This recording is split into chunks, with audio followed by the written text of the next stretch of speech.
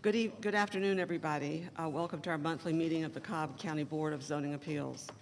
At this time, I'd like to ask everyone who is able to stand and join us in the Pledge of Allegiance. I pledge allegiance to the flag of the United States of America and to the republic for which it stands, one nation, under God, indivisible, with liberty and justice for all.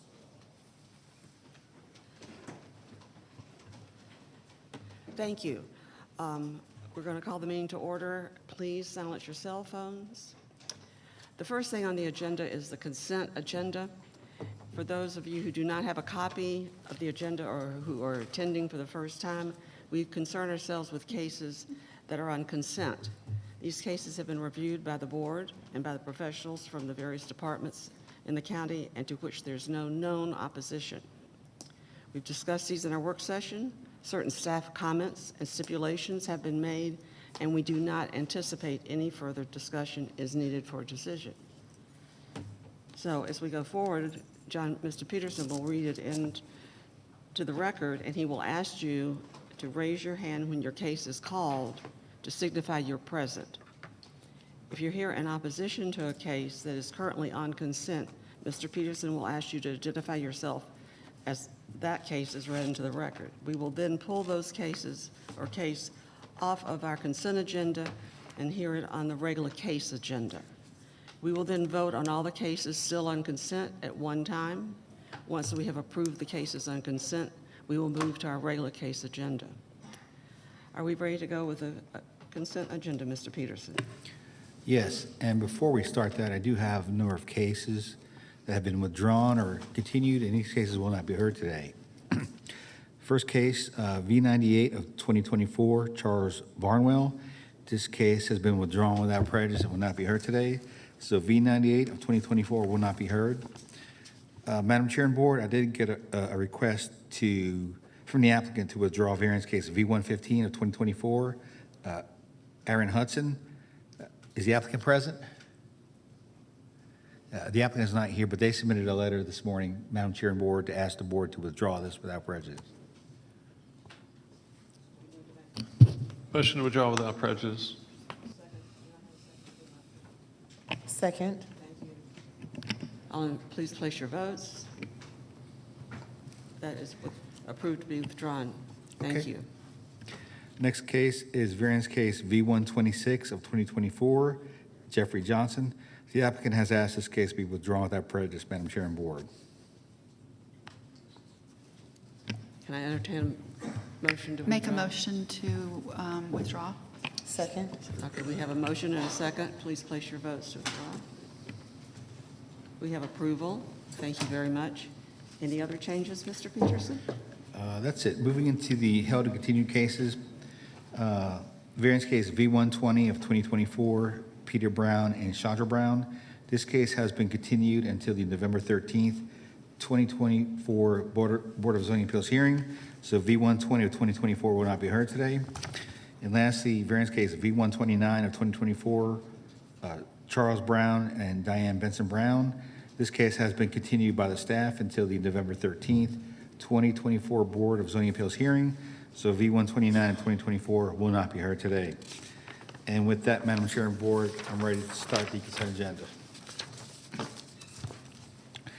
Cobb County Board of Zoning Appeals, variance hearing consent agenda for October 9th, 2024. First case on consent is variance case V109, Mark Axford. Request a variance to number 1, reduce the setbacks for an accessory structure over 650 square feet for a proposed 1,080 square foot barn, required 100 feet to 93 feet adjacent to the rear property line, 20 feet adjacent to the west property line, and 85 feet adjacent to the front property line.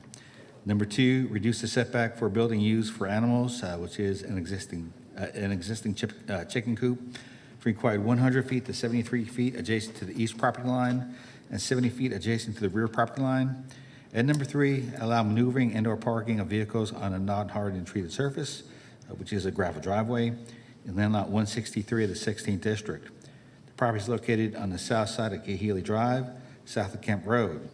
Staff recommends approval, subject to number 1, traffic comments, And number 2, no habitable space or commercial use of the accessory building. Is the applicant present?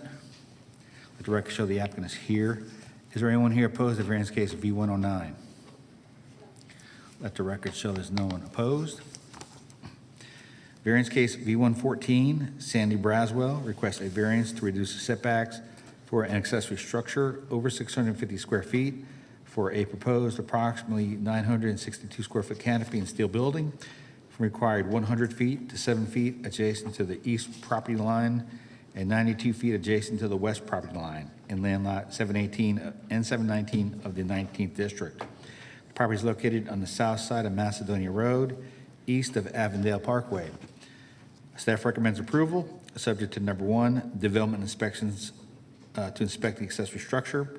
Number 2, driveway to be paved. And number 3, no habitable space or commercial use of the accessory building. Is the applicant present? Let the record show the applicants are here. Is there anyone here opposed to variance case of V114? Let the record show there's no one opposed. Variance case V121, Maximo Lazama requests a variance to number 1, reduce the rear setback for an accessory structure under 650 square feet for a proposed 384 square foot shed from required 30 feet to 5 feet. And number 2, reduce the side setback for an accessory structure under 650 square feet for a proposed 384 square foot shed from required 10 feet to 4 feet adjacent to the north property line in land lot 773 of the 19th district. The property is located on the east side of Castle Way, south of King Arthur Drive. Staff recommends approval, subject to number 1, development inspections comments, and number 2, no habitable space or commercial use of the accessory building. Is the applicant present? Let the record show the applicant is here. Is there anyone here opposed to variance case V121? Let the record show there's no one opposed. Variance case V122, Peach State Pool Builders request a variance to increase the maximum allowable impervious coverage from 35% to 39.99% in land lot 529 of the 16th district. The property is located on the west side of Holly Springs Road, south of Idlewood Drive. Staff recommends approval, subject to the following conditions. Number 1, sewer comments, and number 2, stormwater management to approve the final impervious mitigation plans prior to permitting. Is the applicant present? Let the record show the applicant is here. Is there anyone here opposed to variance case V122? Let the record show there's no one opposed. Variance case V124, Sukiana Properties LLC requests a variance to number 1, reduce the setbacks for an accessory structure over 650 square feet for an existing approximately 907 square foot 2-story garage from required 100 feet to 2 feet adjacent to the north property line and to 2 feet adjacent to the rear property line. Number 2, allow for an accessory structure on a lot without a principal building for an existing approximately 907 square foot 2-story garage. And number 3, allow parking and/or maneuvering of vehicles on a not hardened treated surface, which is the grass for garage access, in land lot 951 of the 19th district. The property is located on the west side of Brownsville Road, south of Hill Road. Staff recommends approval, subject to the following conditions. Number 1, traffic comments. Number 2, development inspections comments. And number 3, no habitable space or commercial use of the accessory building. Is the applicant present? Let the record show the applicant is here. Is there anyone here opposed to variance case V124? 1. There's 1 person opposed, so we'll pull that one off consent and hear it in its normal order.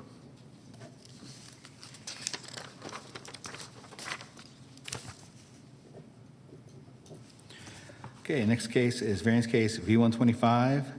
Yo and Sherelle request a variance to increase the maximum allowable impervious coverage from 35% to 39.3% in land lot 753 of the 16th district.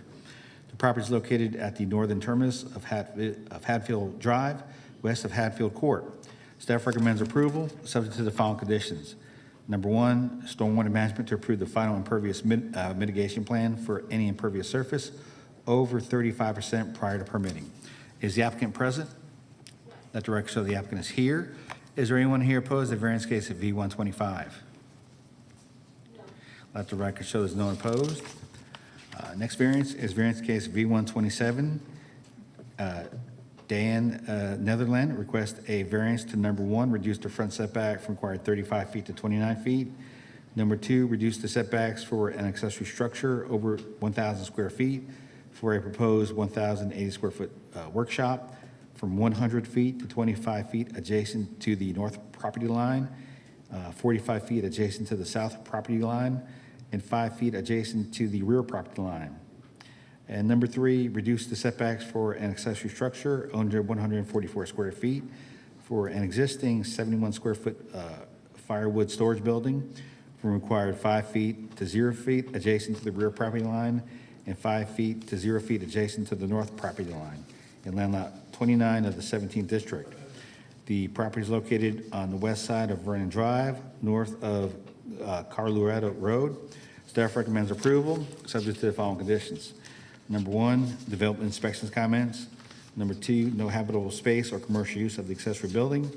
Number 3, accessory structure to be insulated to reduce noise.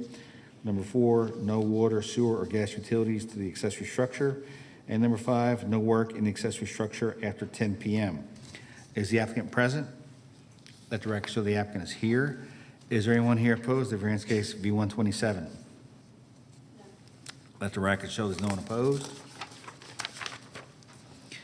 Variance case V131, Laura Bryan requests a variance to number 1, increase the maximum allowable impervious coverage from 43.3% per previously approved variance V124-2023 to, and the number was amended to 45.8%. And Madam Chair and Board, it's been my understanding that variance number 2 is no longer needed or requested. So we're going to delete number 2. And the property is located in land lot 72 of the 1st District, located on the east side of Powers Place, south of Powers Road. Staff recommends approval, subject to the following conditions. Number 1, if the variance is approved, stormwater mitigation should be provided for the excess impervious area beyond the maximum 40% allowed by the RA4 zoning code. Note that V124-2023 requested a side and rear setback variance, not impervious area increases. And number 2, the discharge from the pool equipment should be directed to the sanitary sewer, as a surface discharge may create a nuisance for the adjoining neighbor. Is the applicant present? Is the applicant here for V131, Laura Bryan? Is there anyone here? And there's no one here opposed to V131. Okay. Madam Chair and Board, the applicant is not present, but there is also no one opposed. So it would be the board's desire just to leave this one on consent? Yes? Okay, so we'll just leave that one on consent. And finally, variance case V132, McDonald's, requests a variance to number 1, increase the maximum height allowed for a freestanding sign from 19 feet to 20 feet. And number 2, allow a ground-based sign to be a non-monument style in land lot 85 and 86 of the 1st District. The property is located on the north side of Lower Roswell Road, east of Johnson Ferry Road. Staff recommends approval, subject to number 1, traffic comments, and number 2, fire comments. Is the applicant present? Let the record show the applicant is here. Is there anyone here opposed to variance case V132? Yes. So 2. So we'll pull that one off consent and put it in its normal order. And that completes the consent agenda, Madam Chair and Board. Thank you, Mr. Peterson. Do we have any comments, questions, or concerns about any of these cases from anyone here on the board? No? No. Can will someone I make a motion to approve the consent agenda as it stands. second? I second it. Okay, we have a motion and a second. Everyone place your votes. All the items on the consent have been approved 5-0. Thank you. Now, we're getting ready to move on to our regular agenda, but anyone who is on the consent agenda is free to leave so that you don't, if you want to stay, you're welcome. Just do so quietly.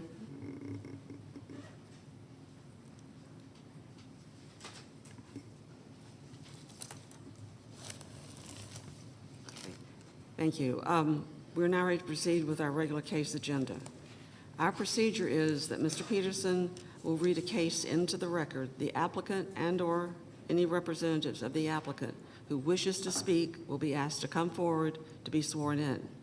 Likewise, anyone wishing to speak in opposition will be asked to come forward and be sworn in as well. The applicant and the opposition will have 10 minutes each to present their case. All testimony is made from the podium to my right. Testimony will be followed by questions from the board and may be directed at any party.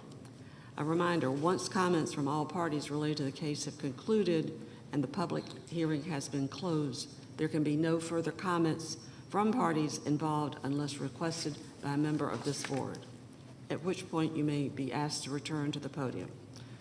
All right, Mr. Peterson, back to you. All right. First case we're going to hear today is variance case V123. Paul D. Hurley requests a variance to waive the paved sidewalk, curb and gutter requirement for a residential subdivision in land lot 144, the 20th district. The property is located on the north side and south sides of Loring Way, west of Loring Road. Is the applicant present? Yes. The director shows the applicant is here. Is there anyone here opposed to the variance case V123? Two. Okay, let the record show there's two people here opposed.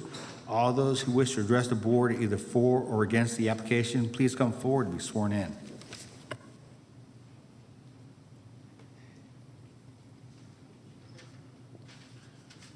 Please raise your right hand. Do you swear or affirm the testimony you are about to give today to this board is the truth, the whole truth, and nothing but the truth, so help you God? Let's get your name first. Give us a moment.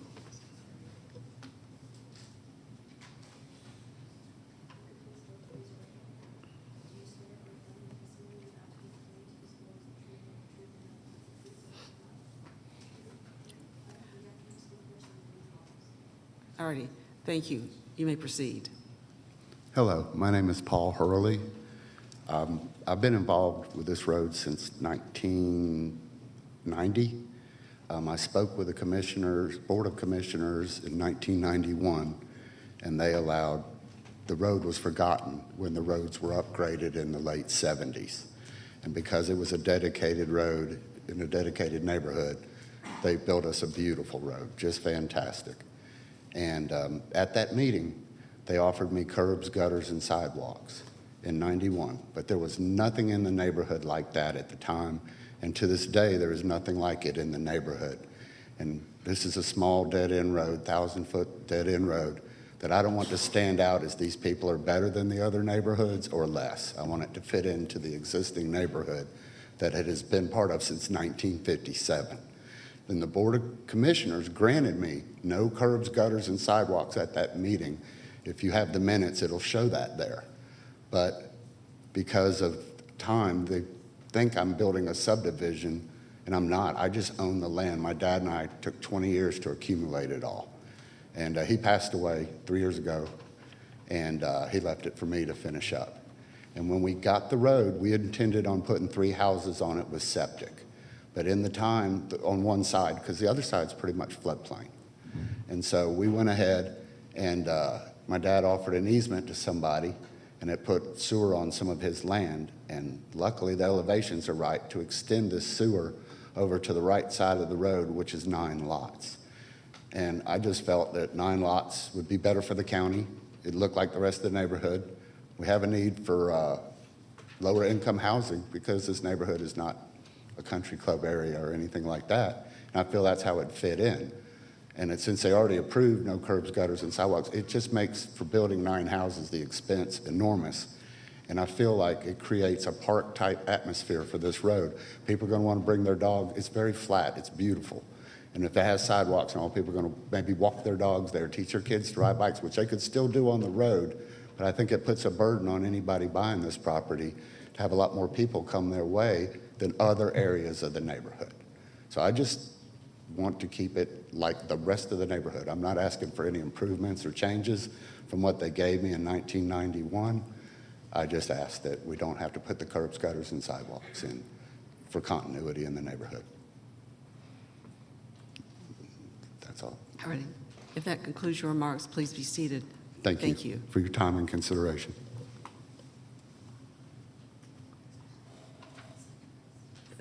Those speaking in opposition, please come forward.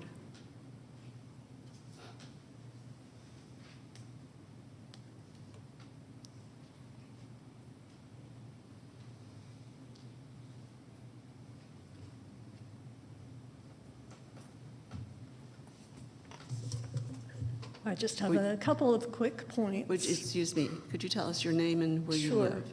My name and what else? Vicki Wickert.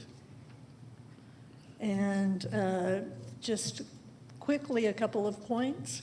The proposed lots are part of, there are several lots.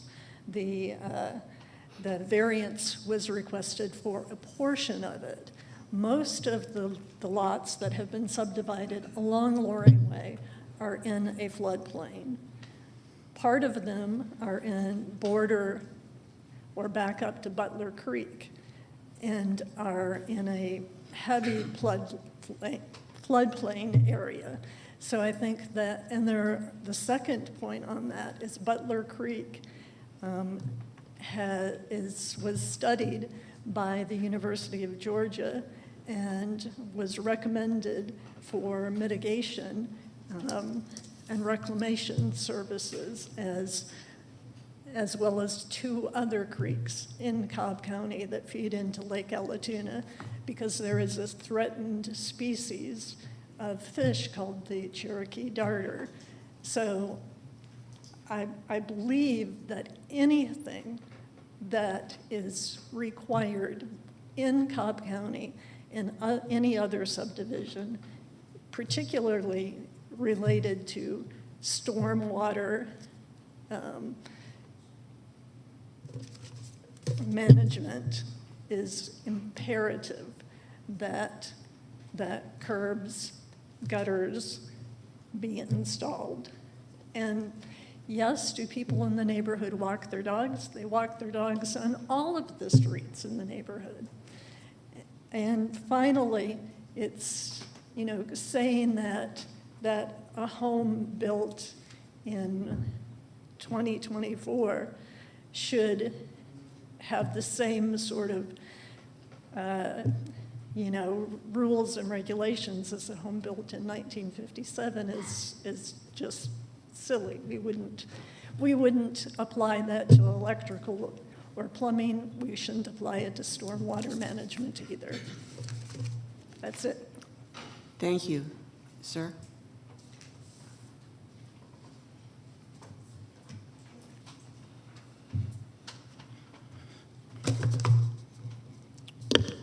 My name is Roger Wilson. I've been a resident of Kennesaw Acres for 39 years. And when I moved there were not even streetlights back in 1986 when I moved there. My home, along with one other, were the only houses there at the time. All of the other homes around me presently showed up gradually over the years. They were independently constructed one at a time with no attempt to mass develop any type of cookie cutter project. Back around 1989, I received a phone call from someone claiming to be the owner and asking me, and I assume other residents also, if we would be willing to opt in for sewer service since the land on what is now Loring Way could not be developed due to septic issues relating to soil quality. That land has now sat dormant for well over 30 years. As a result of the gradual development and population increase in the area, which was expected early on, the increase in traffic has resulted in drivers speeding well over the 25-mile-an-hour posted speed limit on Loring Road, Memorial Parkway, Allen Way, and many, if not all, the other surrounding streets. This, in turn, warranted researching the possibility beginning well over 10 years ago of implementing speed humps in the area to hopefully increase safety for the residents of Kennesaw Acres. Not until March of 2024 did Cobb County DOT finally acknowledge and present a speed table program to possibly be implemented, depending on if enough signatures could be obtained in favor of such speed tables on Loring Road. Loring Road was the road selected as a result of the speed study, placing it on the radar to be looked at. From the meeting with Cobb DOT on March 11th, 2024, myself, along with resident and neighbor Craig Shoemaker, struck out on a general campaign in Kennesaw Acres to obtain proper amount of signatures required to have the speed tables installed on Loring Road. At last check, we're only 13 signatures short of getting the Loring Road speed table referendum passed. The applicant for this variance on Loring Way is not a resident of Kennesaw Acres, but he does own 23 land parcels on that street. As it is, he would not agree in trying to cut down the speeding, the cut-throughs, and would not opt into our effort to increase safety on Loring Road as well as Kennesaw Acres. Had he agreed to cooperate, his 23 properties would have represented 23 signatures supporting the Loring Road speed tables, taking it above and beyond the majority needed for the approval. After all that, he wants to just waltz in and throw up a number of homes that would do nothing but increase the congestion, speeding, cut-throughs, and decrease the overall safety of this neighborhood. It is for the above reasons I've outlined that I feel this development effort should be rejected, since the applicant has no desire to add positively to Kennesaw Acres, but only cares to selfishly carpetbag the neighborhood with no consideration whatsoever, except for what he can get out of it. This is the utmost gross example of a case of all get and no give for a community deserving better. Thank you. Thank you, sir. Both the applicant and the opponents have spoken, so we've now closed the public hearing. Do we have questions from the board? Fred, go. Thank you, Madam Chair. And what's the staff recommendation on this? The staff typically doesn't make recommendations on variances, Commissioner Blouin. You know, it's up to the variance board to review the staff comments, take into account the testimony presented today, and then make a decision. Okay. Let me hear from the applicant then for just a second.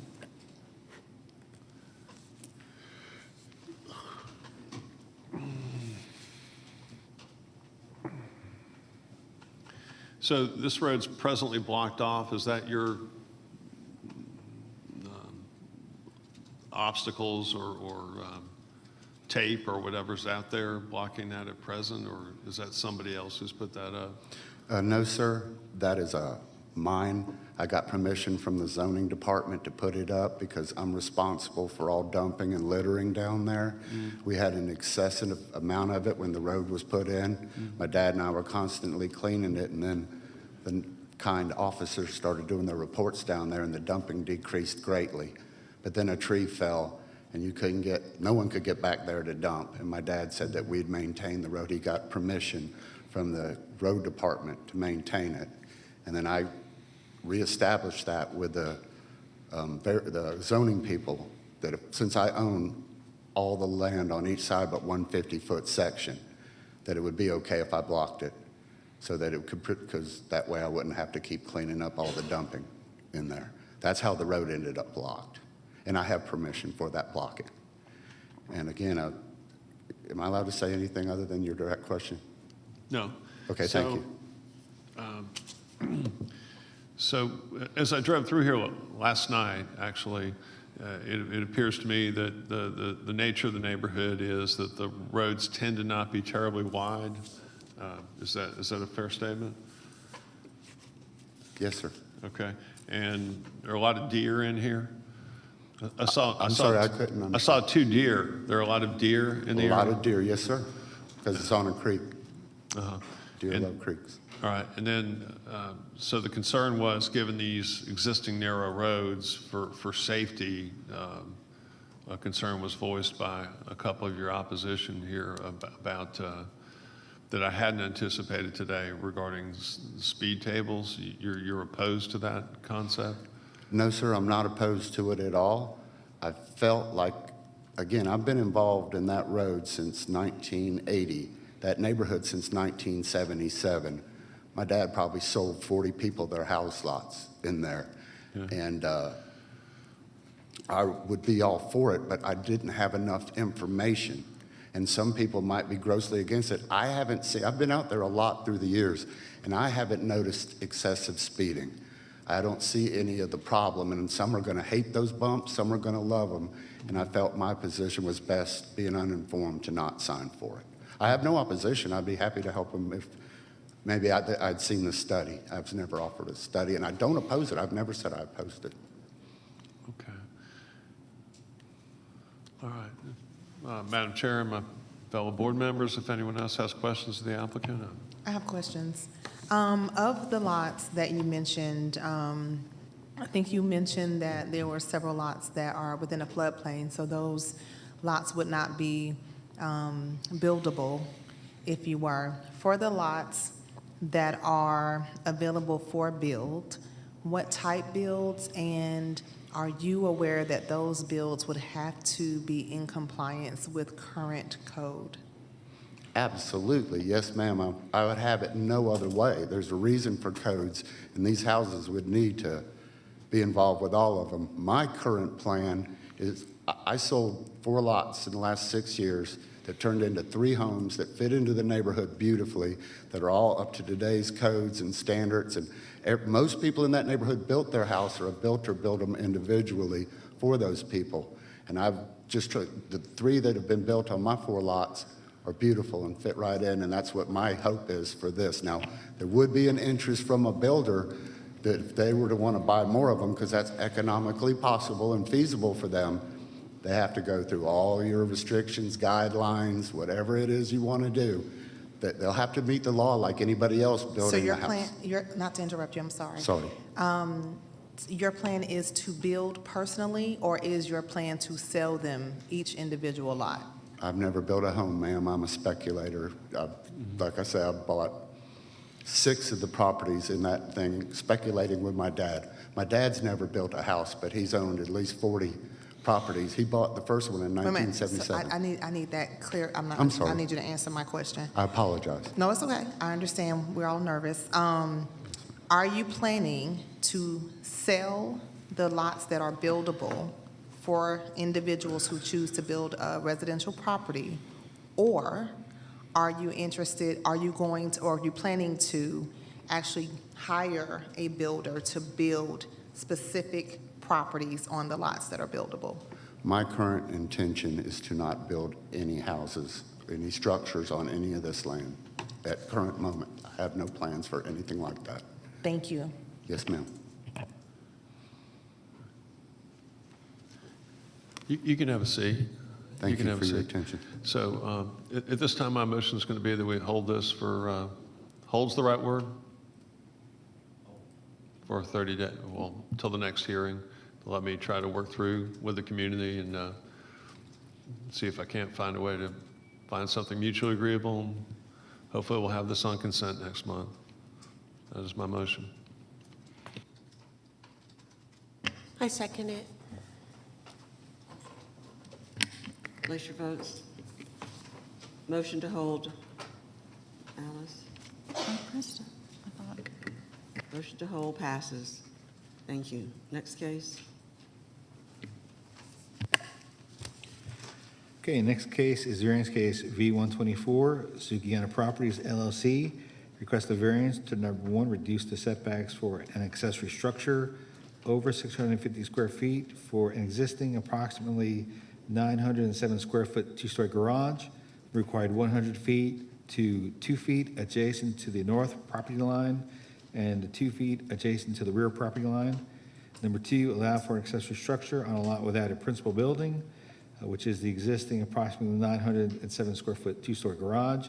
And number 3, allow parking and maneuvering of vehicles on a non-hardened treated surface, which is grass for the garage access, in the lot 951 of the 19th district.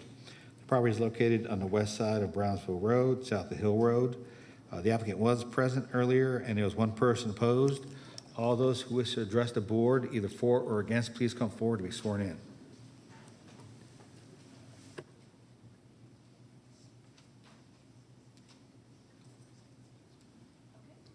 Please raise your right hand. Do you swear or affirm that the testimony you are about to give today to this board is the truth, the whole truth, and nothing but the truth, so help you God? Applicant, please proceed. Please state your name, please.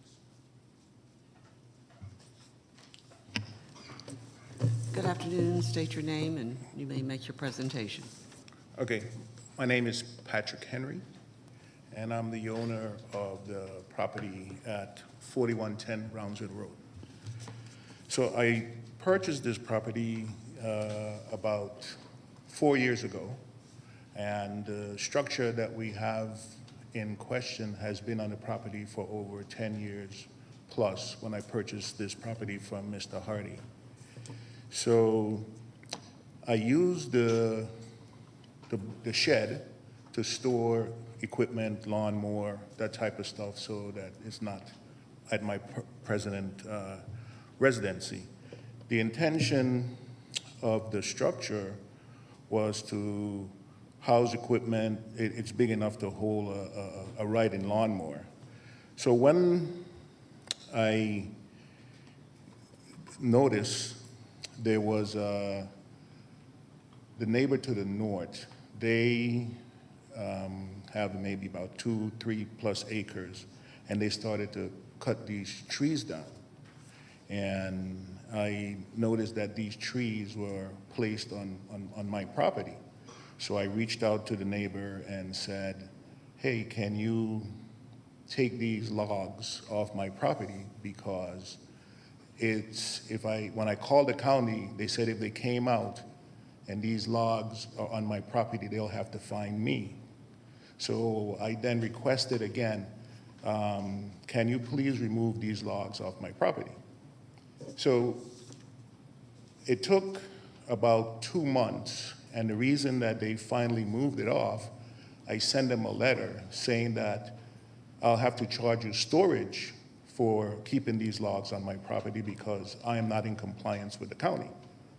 So after I send the letter, file a police report, the logs were then removed off my property. So we had no incident with the prior owner to the north.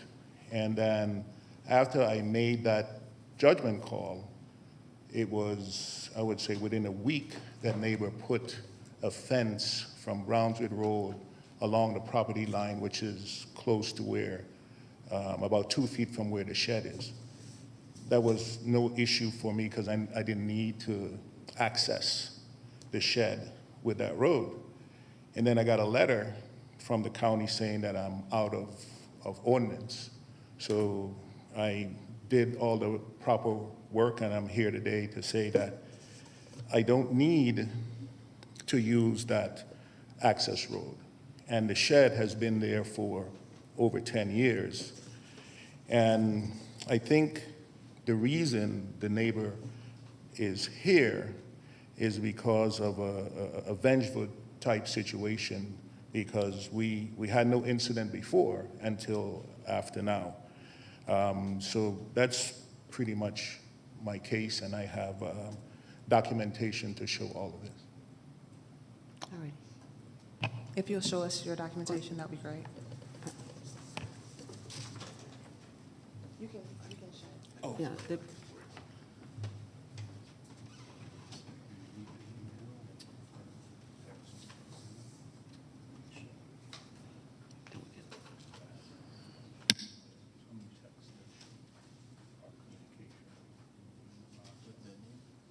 Yeah, with neighbor and the tree. Okay. So should I point here? Yeah.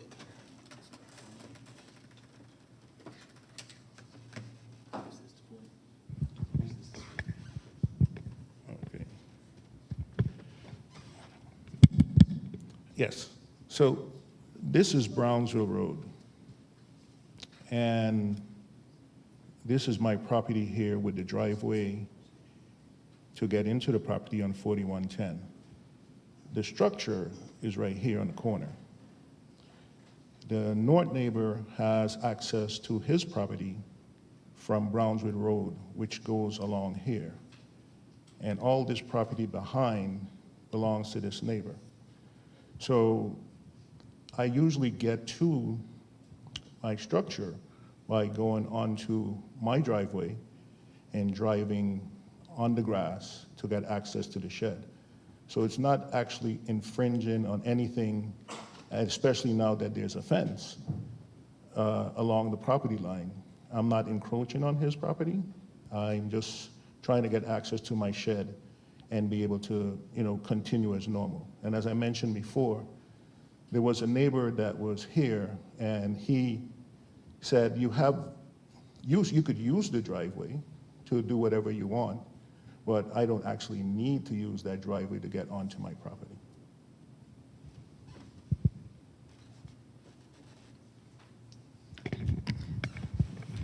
Thank you for your information. If we have additional questions, we'll call you back up. Okay. Do you have anything else you need to share with us? Other than the text back and forth showing the conversation of trying to get these logs off the property, That's, I don't believe we need that at this point, but thank you for letting us know you have it. So you can, if there's nothing else, you can be seated. If we need you, we'll call you back up, okay? Okay, thank you. But thank you.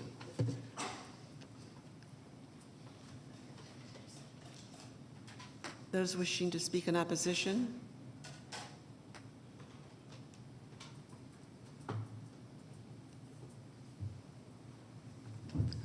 Good afternoon. My name is Jonathan Nino Cheredi. You need to speak up just a little bit, sir. Sorry, my name is Jonathan Nino Cheredi. I live at 4785 Hill Road, which would be the 3 acres adjacent and behind said property. Good afternoon, everyone. I want to bring to your attention the situation regarding Sukiana Properties owned by Mr. Patrick Henry, which was acquired by the LLC on February 6, 2020. Since the acquisition, the property has remained vacant and is unfortunately in a state of disrepair. The current structure shows clear signs of deterioration and structural damage. To date, there have been no efforts to address these issues. This lack of maintenance is concerning not only for the safety of the property, but also the community's standards. Additionally, I would like to highlight the design of the structure itself. It does not face the primary access point of the property, rendering it essentially inaccessible. This is not just an aesthetic concern, it also impacts the functionality and accessibility for use. There are also significant concerns regarding Mr. Henry's intentions to build a home on the premises. He has repeatedly indicated that he is in the process of developing the property. However, I want to ensure that any construction complies with property line offset regulations. It's crucial that we adhere to the laws to maintain the integrity of our community and respect the rights of neighboring properties. I urge the committee to consider these issues seriously and to take appropriate action to ensure compliance and safety of Sukiana Properties. Thank you. Additionally, based on the image that he shared, where he stated that he wished to come through the actual driveway and drive up onto the grass to access said structure, there is actually currently a line of trees and a galvanized steel fence that is erected in that location, and it is actually inaccessible from that position as he pointed out on the map. The only access point would be accessible through utilizing my property, which would be that additional entrance off of Brownsville Road. Thank you. If we have more questions, we'll bring you back. All right, thank you. Anybody else? Does any of the fellow board member have any questions for the applicant or opposition? Okay, I have actually driven to the property and actually saw it firsthand, so I'm pretty familiar with its orientation, and thus I am ready to make my motion. I make a motion that we approve this variance with the following conditions.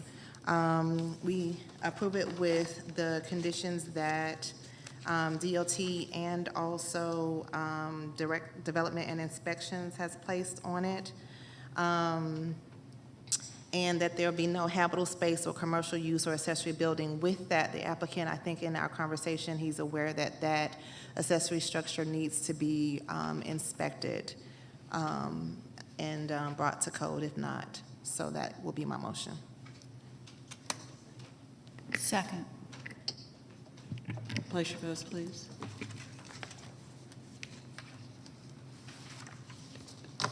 Motion passes. Thank you. Next case. Okay. Next case is variance case V128. Vasudevan Srinivasan requests a variance to reduce the rear setback from required 35 feet to 25 feet in land lot 212 of the first district. property is located on the south side of Mill Run Drive, east of Mill Run Trace. Is the applicant present? Let the record show the applicant is here. Is there anyone here opposed to variance case V128? Yes, two. Two. Okay, let the record show there's two people here opposed. All those who wish to address the board either for or against the application, please come forward to be sworn in.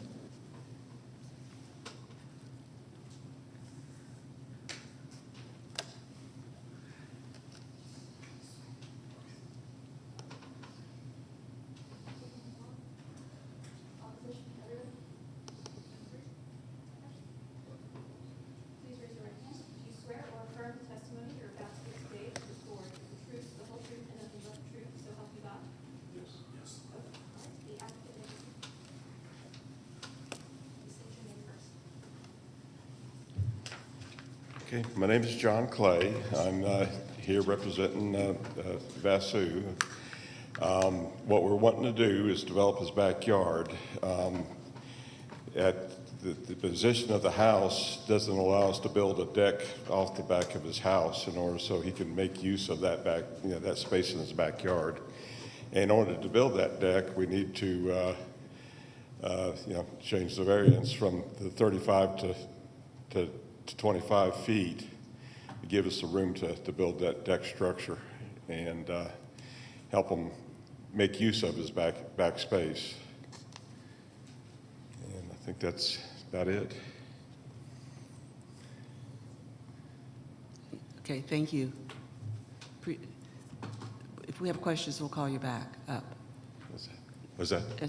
If that's all you have, if we have any questions, we'll ask you to come back up to the podium. Okay.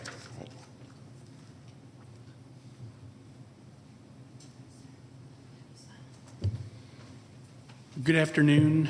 My name is Len Gresky, and I'm the East Cobb Civic Association case manager for variance V128. And the key issues that we see are that per the Plata survey, there's a large swale on the west side of the property with an attendant water hazard setback that abuts a portion of the retaining wall on the west side of the house. And per the Plata survey, the swale receives water from the area north of Mill Run Drive through an underground pipe. And also per the Plata survey, that there's a brick retaining wall that provides a semicircular barrier around the east, south, and west walls of the property. And the proposed addition and deck will encroach on the retaining wall, and the variance request does not provide guidance on what will happen to the retaining wall when the variance is reviewed. And as drawn on the Plata survey, the retaining wall will bisect the proposed deck. And as of the date we wrote our recommendations, stormwater management had not provided guidance, but I think since Monday they published guidance around a dam impact assessment.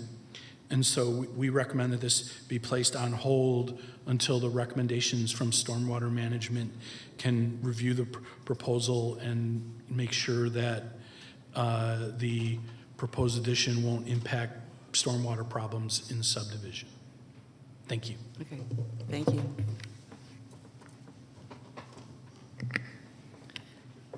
Would the applicant come back up?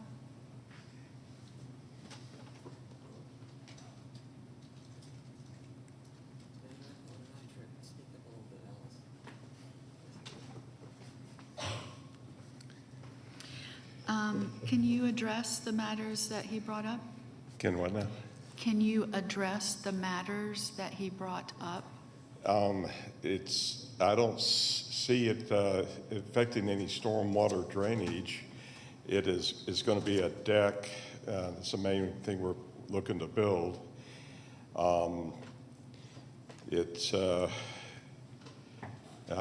don't see it adding to any flooding problems and that kind of thing. It's the retaining wall that's back there is going to be over the top of that retaining wall. So the deck will be sitting above the retaining wall? Yeah, the retaining wall will be like this, a little lower than this, and the deck will be built over the top of the retaining wall. Okay. Have you noticed the swale in the backyard that he referred to?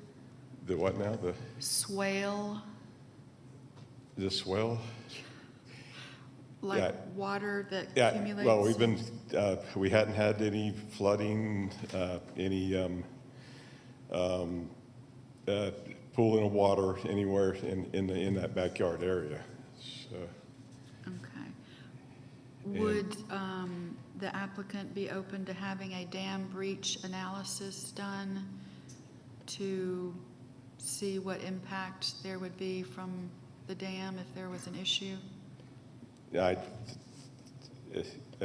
we're not actually building a dam, so, yeah. No, Yeah. it's an upstream dam. Oh, So- there's an upstream dam? Yeah. Or- So, Okay, let's see. The proposed home addition is shown to be constructed downstream of New Bedford Pond Dam. A dam breach analysis should be performed to ensure any future improvements at this site are not within the dam breach zone. oh, so if the dam breaches, is it going to affect what we build? If it affects what we build, it's going to affect the whole house. But we wouldn't want you to build anything further if there's a real issue from this dam breach analysis. Okay. That's why we would like you to have that done. Yeah, if we got to have that in order to build, I'm sure is that going to be a cost to him, or is that? Yes. Do you know how much it costs? I'll have to consult with him to see what he says about that. Okay. Yeah, he's already spent a lot of money trying to improve his property, and I think he's at his limits now with what we propose in the backyard. So he may. Also, it was suggested that you get in touch with Frank Gibson with erosion control to be sure the work wasn't within any required state and county stream buffers. Have you been in touch with him? No. No, okay. I think we're good.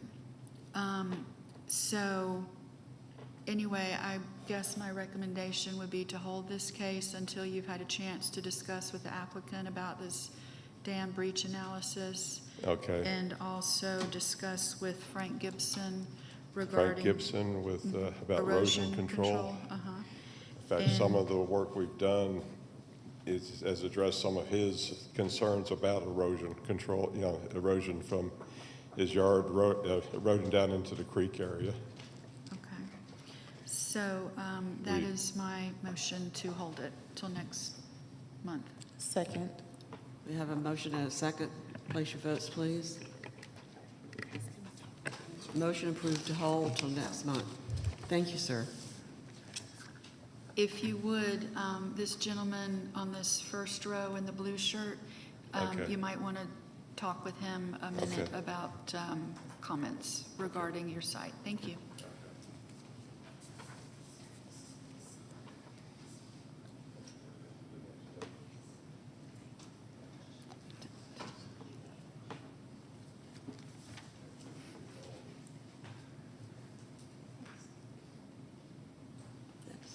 Okay, next case is variance case V130. Jennifer and Trey Camburn request a variance to number one, increase the maximum impervious coverage from 35% to 50%. Number two, reduce the rear setback from required 40 feet to 14 feet. Number three, reduce the front setback from required 45 feet to 19 feet. Number four, reduce the side setback from required 12 feet to 9 feet adjacent to the west property line. And number five, allow parking and/or maneuvering of vehicles on a non-hard treated surface, which is the existing gravel drive, in land lot 756 of the 16th district. The property is located on the south side of Bishop Lake Road, north of Spring Circle. Is the applicant present? Yes. Let the record show the applicant is here. Is there anyone here opposed to variance case V130? Okay, let the record show there's 7 people here opposed. All those who wish to address the case either for or against, please come forward to be sworn in.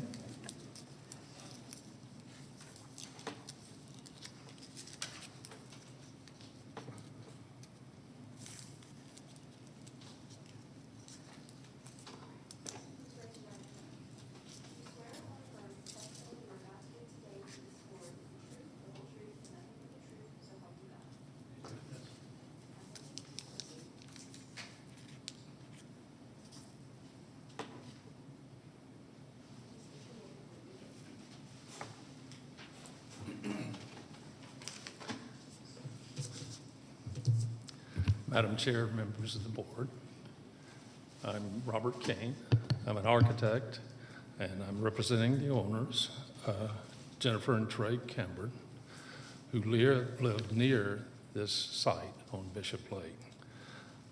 They are empty nesters and wish to downsize into renovations and additions to the house that's on the property. Just as a little bit of context, Bishop Lake has roughly 40 residential properties around its 21 acres. It's about a 21-acre lake. Interestingly, the zoning for Bishop Lake is R30. Almost all the surrounding properties are R15, R20, or PRD. The R30 lot size is 30,000 square feet. Can you please speak up some? Sorry, what? Speak up some. The R30 lot size is 30,000 square feet. The size of the 4540 Bishop Lake is 12,774 square feet.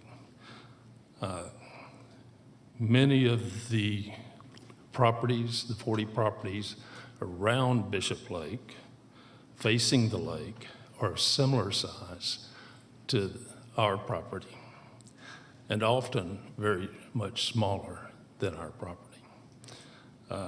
So the setbacks for R30 are front 45, rear 40, and side 12.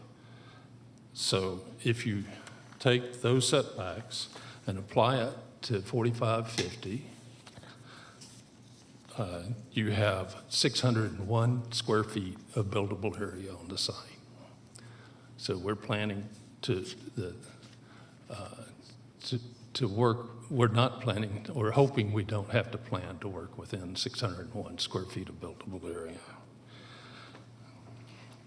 Could we have him go ahead and put up an exhibit over there? We have a number of exhibits of. Okay, he can help you over there. Okay. Are you serious?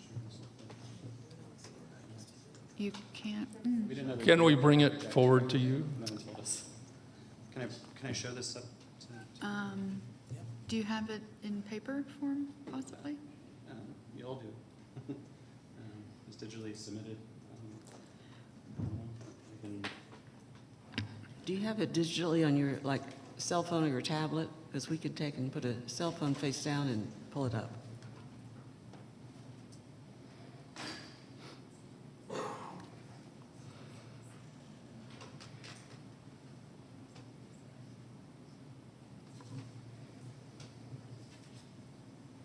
Will this be your entire presentation or just a survey? This is the site plan Okay. with our proposal. What he's doing, is it going to conclude everything on a board here, or is it just the new survey? Site plan. I'm sorry, I can't hear you now. What he's doing, is it only the new survey that was submitted last week? Or is it your It is on the entire new survey. presentation Yes, that's correct. that's on these boards here? It's on the new survey, site plan that we submitted last Okay, week. then we've got it. We don't need it. I thought it was going to be your entire presentation. I have the presentation digitally. Okay. Perfect.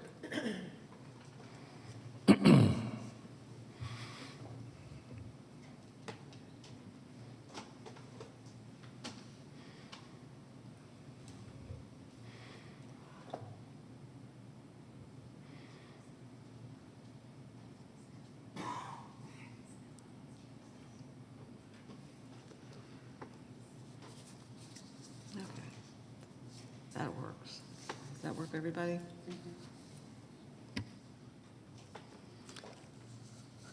Okay, I'll have my associate Thomas point to the buildable area of the property after application of the setbacks. It's very small. Yeah, so this triangle that you can see right here is the buildable area with the current setbacks, which is basically unbuildable, and it does not include any of the existing structures at all, and is just not capable of building any kind of residence typical of the area we would expect to be able to build here. Okay, so that's 601 square feet of buildable area. Interestingly, the site is oriented in a non-standard manner to the road. As you can see, it runs laterally to the road, the width, so the long side of the property faces the road. So that's why when you take the front yard setback and the rear yard setback, you have nothing left to build on. Also, you can see that it squeezes in the middle. It gets more narrow right in the middle where the existing house is. And the depth of that, where it squeezes in, is 73 feet. So you add the 40 feet and the 45 feet for the front and rear yard setbacks, and it's 84 feet. So there's no way that the setbacks can provide a buildable area on this property. Just in talking about the existing structures that are on the site, both of these structures were built in 1950, and they were built by an architect, and he built his house and connected it with a breezeway to a studio. The existing house size is 1,068 square feet. It's not a very big house. And the architect's studio is 615 square feet. You can see it. The studio is on the upper right corner and the house on the lower. The studio is in decent shape. The house is in dramatically deteriorated shape. And the cost of rebuilding that would be substantially more than building a new house. So we may salvage some parts of it, but our intent is to rebuild a house where the current house is and add additions to the house to enlarge it somewhat more to the client's program.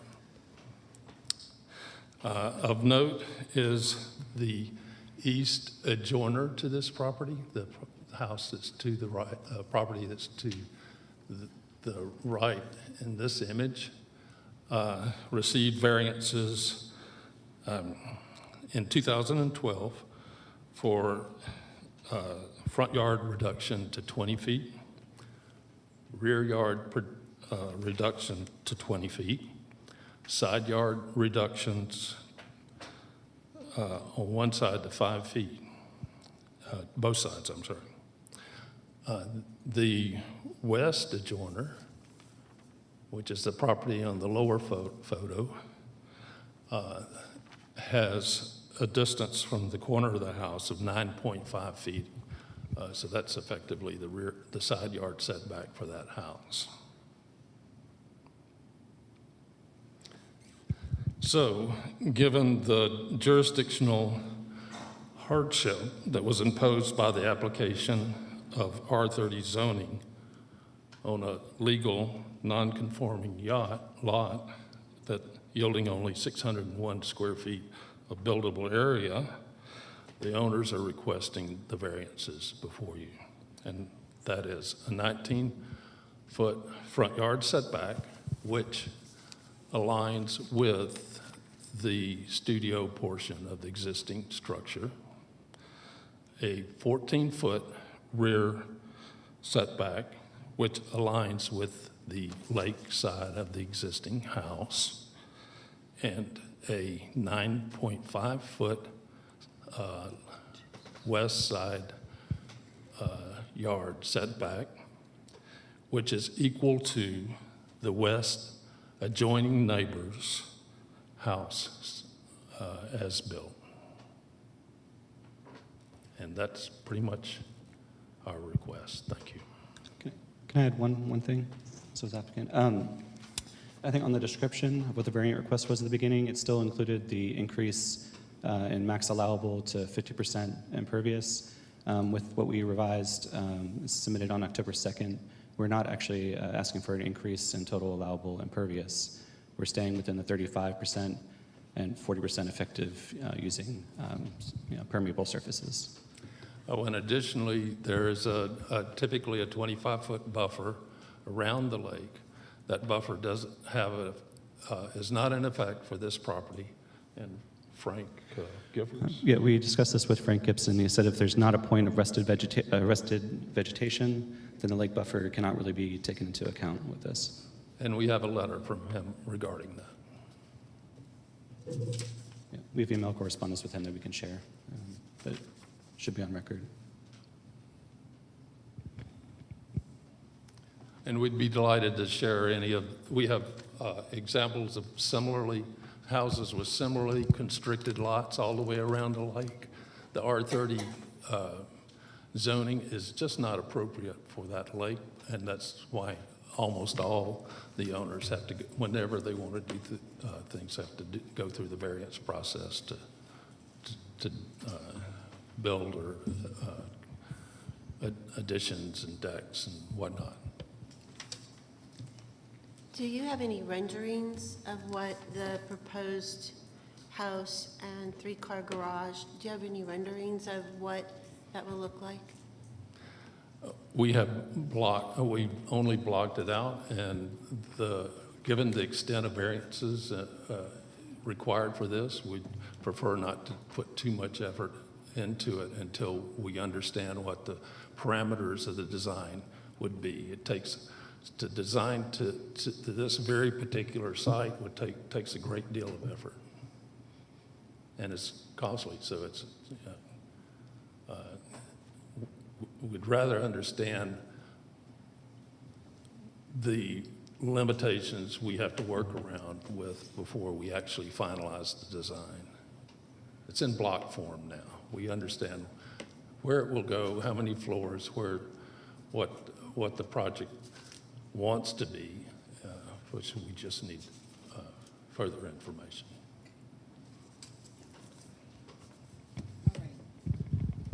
Thank you so much.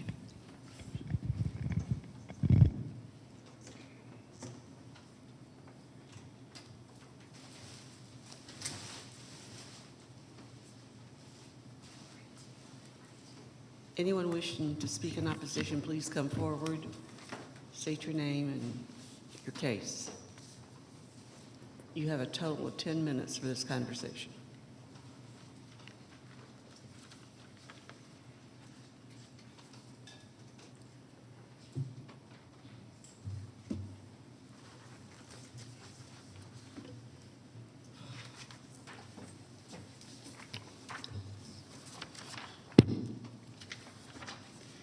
Madam Chairwoman, board members, my name is Richard Grome. I'm a member of East Cobb Civic Association and ECCA case manager for V130. The property is located at 4540 Bishop Lake Road. It is in the Bishop Lake subdivision.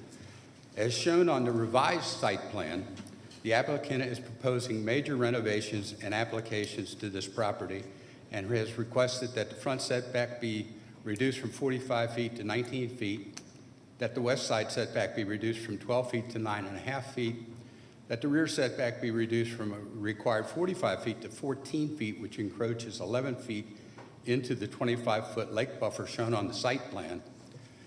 And the applicant now claims that the revised site plan has 35% impervious surface and 40% surface area, so a variance for impervious surface is no longer required. And he has left off his request to allow parking and maneuvering of vehicles on an existing gravel driveway. ECCA has talked with the president of Bishop Lake Civic Association, with Richard and Mary Jane Enzinger, who live on the west side of this property, and with Thomas Bogan, the applicant's representative concerning this project petition. ECCA has also submitted to the board its recommendations in writing. We believe a reduction in the front setback to 19 feet is dangerously close to the busy thoroughfare of Bishop Lake Road, and ECCA cannot support such a reduced setback. We believe that there is no hardship requiring the west side setback to be reduced from the required 12 feet to 9.5 feet. Concerning the rear setback, ECCA cannot support any new construction that would encroach on the 25-foot lake buffer as shown on the applicant's site plan. A reduction to 14 feet would mean a total of 69% reduction from the code in the rear setback. The seawall that is back behind this property does not go across the entire back of the property. We question its usefulness. The applicant states in the revised application and site plan that he is now in compliance with county code for the impervious surface. This apparently assumes the gravel driveway for this property will remain. ECCA recommends that the percentage of impervious surface be verified by stormwater management, and we cannot support any increase in impervious surface or surface area outside of what is allowed by code. The applicant left off a variance on the revised application that was on the original application to allow parking and maneuvering of vehicles on existing gravel driveway. ECCA believes the existing driveway should be brought up to code with a hardened surface during any major reservation and construction of this property, especially if any portion of this property is to be used as a short-term rental. Short-term rentals often have increased traffic on the driveway, creating more noise and dust for the surrounding neighbors. The applicant states in the application that R30 zoning makes it impossible to build a single-family residence of comparable square footage to other houses in the neighborhood. The application states that the shape and size of the lot make it impracticable. The shape and topography of the lot have not changed since the applicant purchased it. The change is the applicant's desire to substantially increase the size of the house, add a 2-story, 3-car garage, and add a deck without removing any of the existing structures. This is not a hardship. The applicant is trying to put too much on too small of a lot. A denial, in summary, ECCA recommends a denial of all the variances requested, that there be no new construction encroaching into the 25-foot lake buffer, and that the maximum impervious surface be 35%, that the total surface area not exceed 40%, and be verified by stormwater management. Thank you. Thank you. We have a little over 5 minutes remaining, so please state your name and your relationship.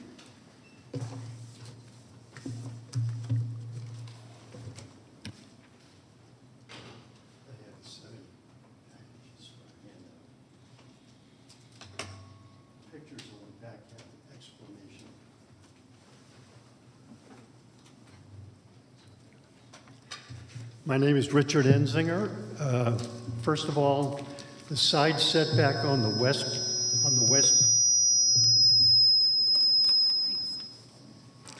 the adjacent property to the left was stated that the adjacent property to the left, the statement was made that there was a 9.9 6 inch setback from the boundary line. I have 2 surveys from McClung and from Paul Lee indicating that the corner of my house is no closer than 12 foot, the standard side setback. So that's one contention. The other one about Frank Gibson, that the no rested vegetation, so he doesn't apply the, doesn't need to adhere to the 25-foot rear setback. There's a caveat on that, providing the variance is approved to 14 foot by the commission. He didn't blanket say that there was no 25-foot setback.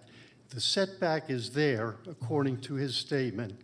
However, the variance can improve to 14 foot so desired. I'd like to read a letter from the president of the Bishop Lake Civic Association. The home at 4540 Bishop Lake Road is part of the Bishop Lake community. The board of directors of the Bishop Lake Civic Association supports the rebuilding of a home on the original footprint. The original footprint is 14 feet from the water. We do not support any new construction within 25 feet buffer of Bishop Lake for new construction. And that's from Eddie Rogers, president of Bishop Lake Civic Association. My comments: the Camburn property is located on Bishop Lake. No property at Bishop Lake Community has new construction within 25-foot rear setback. The most recently completed new construction on a vacant parcel has a rear setback greater than 25 feet from the lake. This new construction has a larger house and a two-car garage on a lot that is smaller than the Camburn property. A 14-foot rear setback for new construction would set a new precedent, inconsistent and out of character with the neighboring houses that surround Bishop Lake. Next, the side setback reduction request of 9.5 feet, or 9 feet. The architectural display of new construction of the proposed three-car, two-story garage appears to have room to shift the garage 3 feet and preserve the 12-foot side setback standard. Next, water runoff. The Camburn lot is sloped at an estimated 15-foot elevation difference from the front of the property line, sloping down to the rear lake shoreline. The top of the lake wall is level with the dirt. Could you display that, please?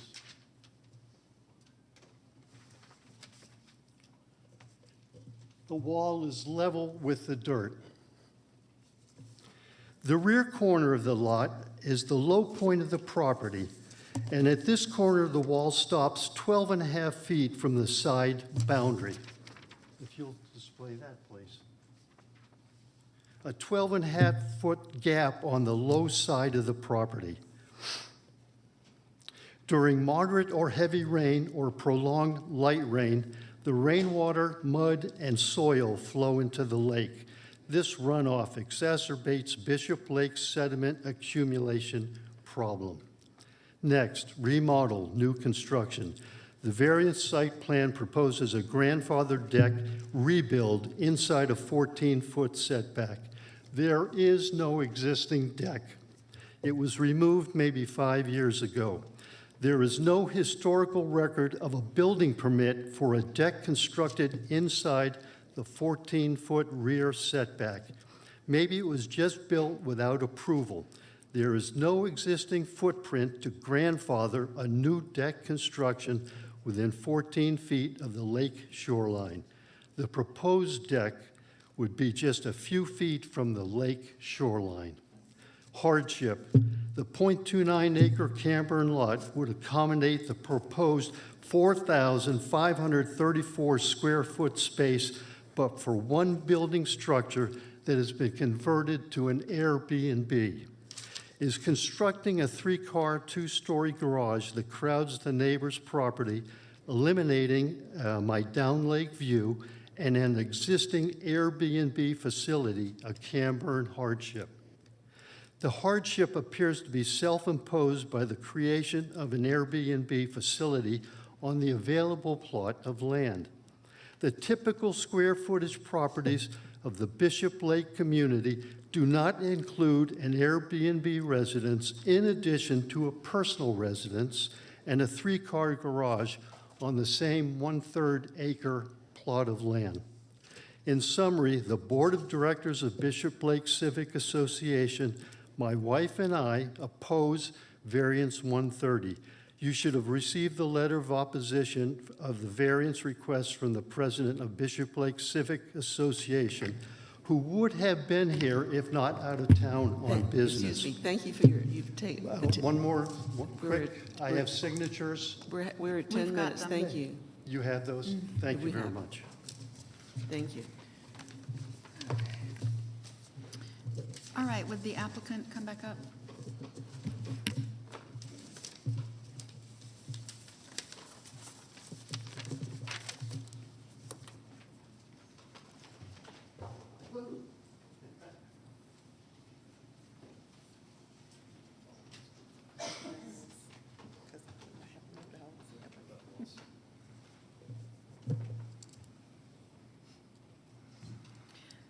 All right, for starters, I just want one microphone used because it gets really confusing when both of y'all are talking on a microphone. And the sound, there's been some issues, so. Can you tell me how many bedrooms are in the current house? There's one bedroom, How many baths? one bath. And what about the Airbnb? The intent of the Airbnb is being used as an Airbnb, but the owner's intent is this. You gotta talk. We can't hear you. The owner's intent, they don't live there now. They intend to live there. So that's a studio. That's how it was built. It was built as a studio for an architect who had his business there on site. That's how we look at it, as a studio for their studio. But it's being rented as an Airbnb, correct? That's correct. Okay. How many bedrooms? One, How many bathrooms? one. Okay. And then how many bedrooms, how many bathrooms for the new structure? One master, two guests, 2.5 baths. And bath? I'm sorry, what? 2.5. 2.5. All right, and where is the septic located on this property? Septic tank? It's sewer. It's sewer. Why did none of our records indicate that? I think it We're was shown on so- the survey that was submitted, the official survey.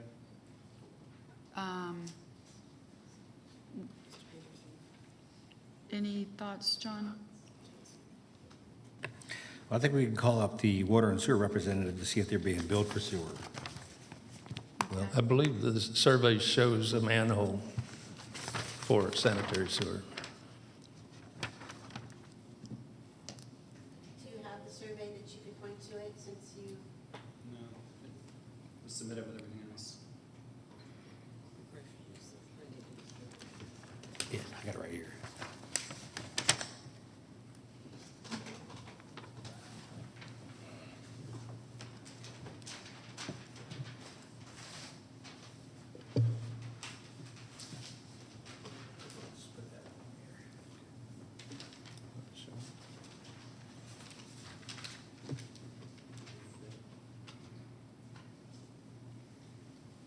Okay, septic.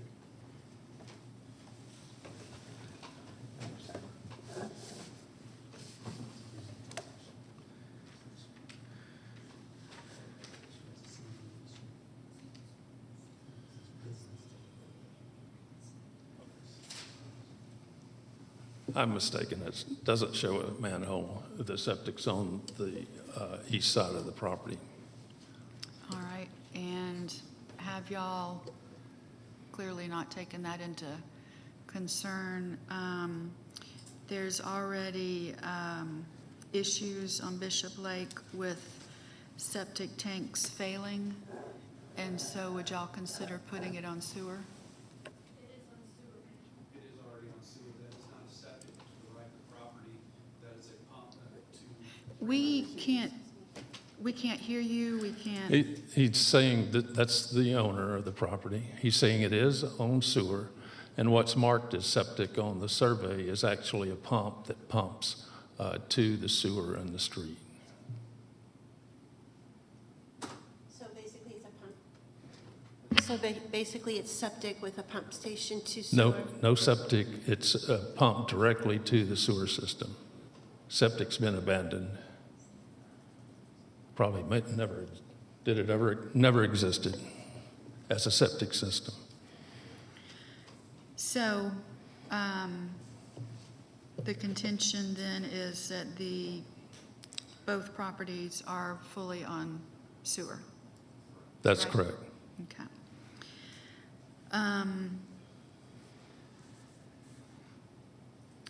I guess we need to address the deck that doesn't exist. The deck that was deleted, removed.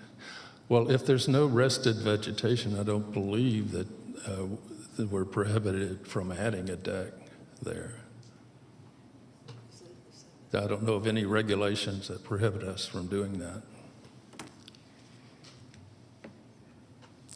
If this stream buffer is not in effect, the 25-foot stream buffer is not in effect because of the seawalls, then, and there is no rested vegetation, then we're allowed to put a deck in that area. Did the previous deck have a building permit or anything of that sort? 1950, 1950? we've got an image of it, if you'd like to see it. You have a what? Image, photo. Oh. Mr. Peterson, Mr. Johnson, what is the grandfathered, how long can something be down that's been to be grandfathered back into the system? Is that relating to the lake buffer, the 25-foot lake buffer? Yeah. Okay, because according to Frank Gibson, the 25-foot lake buffer does not exist since there's a seawall and they cannot determine where the rest of the vegetation is. So that 25-foot lake buffer that's shown on this plat is incorrect. Okay. And so, all right. Okay. We showed the 25-foot lake buffer before we got the information that it was not applicable to this property.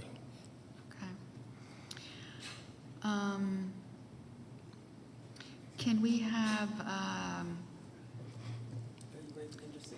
if y'all could sit down a few minutes, we have some staff that needs to come up for comment. Would DOT, would you come up regarding the setback and the driveway?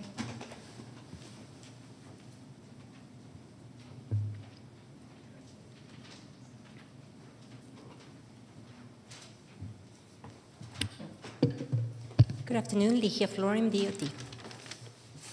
Yes, you had some emails this morning about the setback. Could you please let folks know what you found?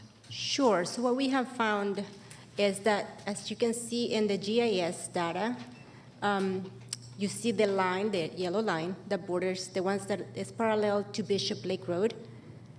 That is measuring 50-foot right-of-way along Bishop Lake Road.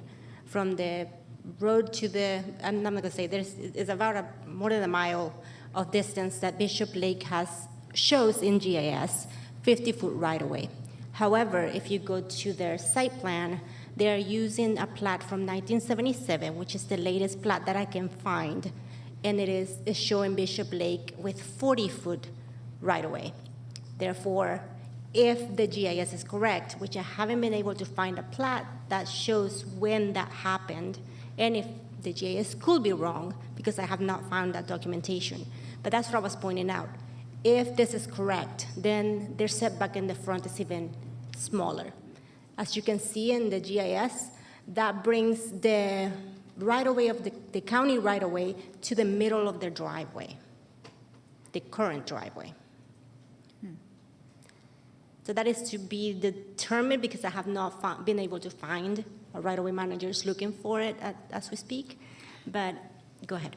Do you think if we postpone this for a month that you might be able to find something? Or perhaps the applicant has surveyed it recently, and if they have an approved surveyor who has done a survey for them, then that is what we will go with, right? Because it's more credible. They have done the research already. So you might be able to ask them. Okay. And then can you further discuss about the driveway and that it needs to be paved? Correct, yes. So our standards say that the driveway as it is does not meet our standards. It's a gravel driveway and it's a circular driveway. Typically, we will not approve a circular driveway with this frontage. We will probably approve just one driveway. However, because of the limited distance of the shallow parcel and the location, we will consider it if it was one way, for example, so that the cars don't have to back into Bishop Lake. So that's what we would, if they came back, when they come back for a building permit, we will make that recommendation. Okay. Anything further you'd like to share? No, I think that's the major comment that I wanted to make. Thank you. Thank you. And Mr. Heath, if you would please come forward. He's with Stormwater Management.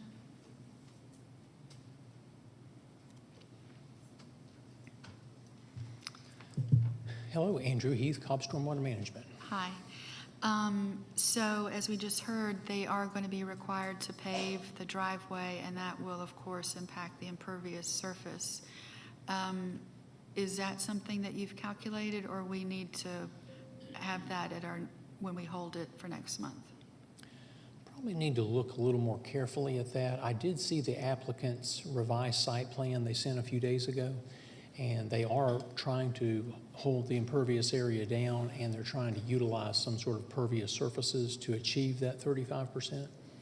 And there is a circular drive that's there now that does add some impervious area to the house. So if they could build that of some pervious material, that probably would help them a little bit.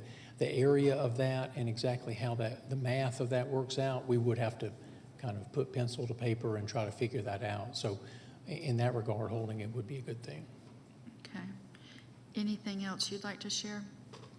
The only thing that I think that hasn't been discussed is for any structure, not just here, but if the structure is either being what's called substantially improved, or if it's just completely torn down and rebuilt, then, and I believe that with respect to the house, I believe I heard the applicant say the idea is currently to just demolish the existing structure and rebuild.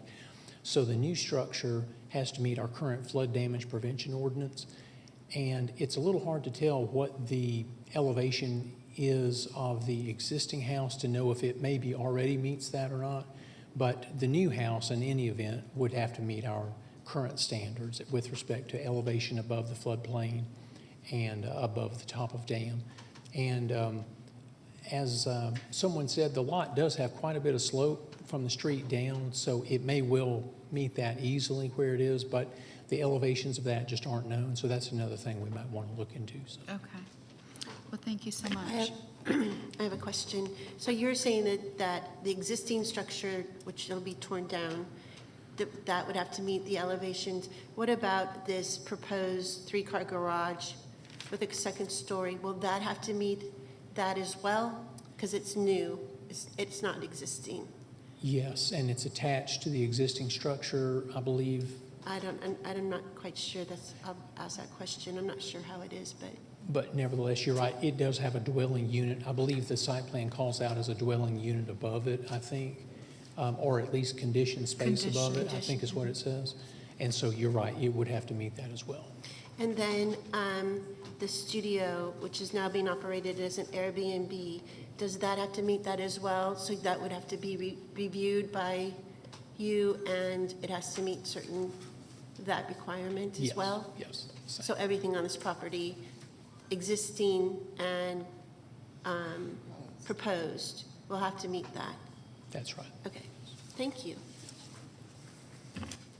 Okay, does anybody else have questions they would like to ask? I do. I would like to bring the applicant back because I visually don't understand these triangles, boxes, what the structure is going to look like, especially that of the 3-car garage with a conditioned space above. It's 2 stories.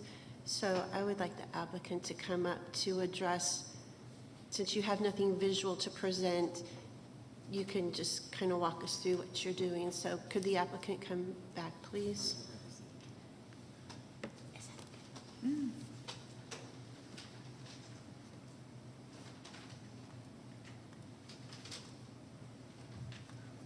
Could I address the comments regarding impervious surfaces? Not at this time, sir.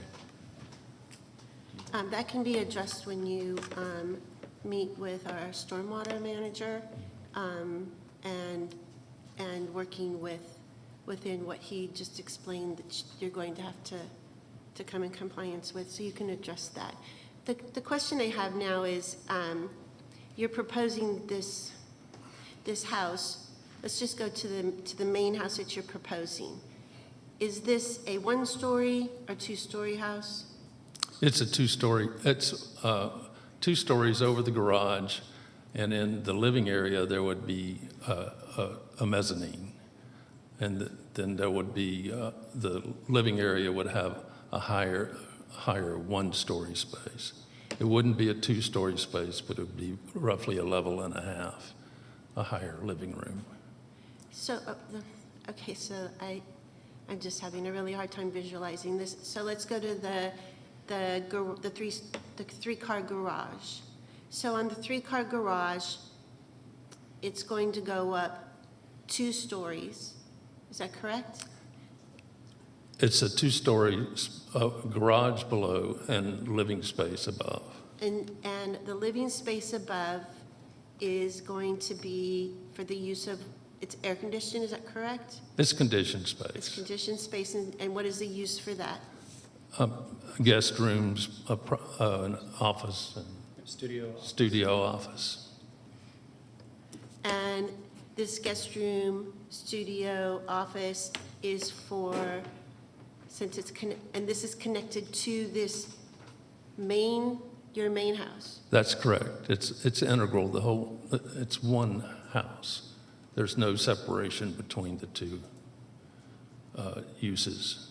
The garage is attached to the main house, and the second floor living space above the garage will be attached to the main house. So it's attached to the main house by, you said like a mezzanine? I guess I just need your help. I'm just like feeling like I'm trying to pull this out of you.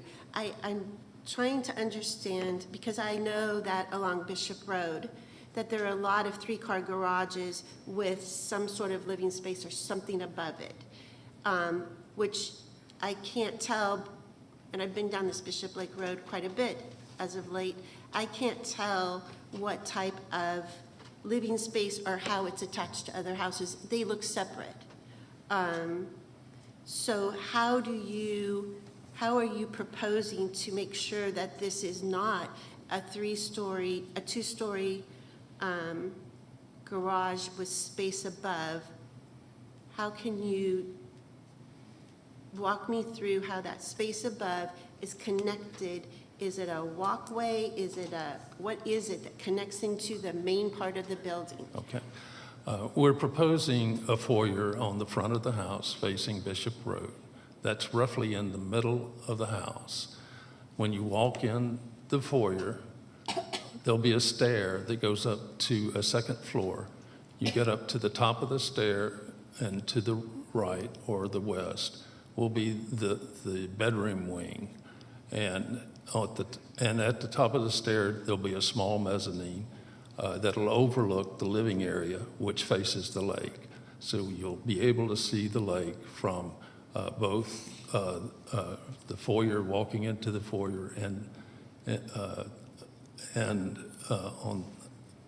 once you get up to the top of the stair, you'll be able to see out over the lake. If you walk straight forward past the stair, you'll enter the living room.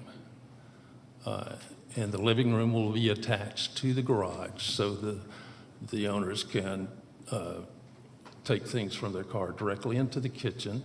The kitchen, dining, and living room will be on the left side of the house, facing the lake.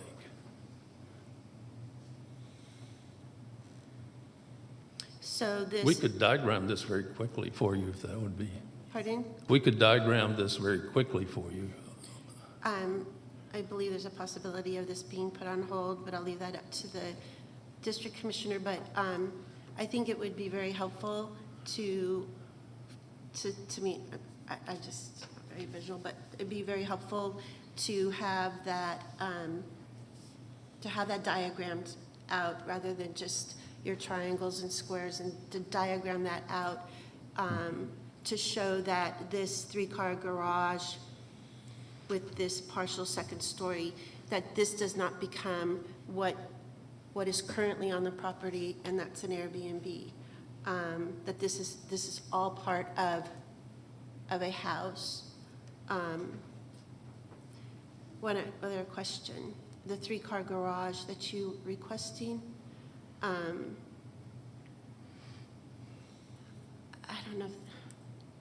don't know if legal. Our attorney will tell me if I'm going down the wrong path. So you have this Airbnb. It's on the Airbnb website, showing it as an Airbnb with rental history and all of that. And you're stating that it will not become it'll be gone as an Airbnb. That's your statement. But I'm not. Please, I'm asking just a question. I don't know if this Airbnb is going to be existing or if you're going to use it into what you call a studio. My concern is that this is an Airbnb, and then will this over the top become an Airbnb, a rental?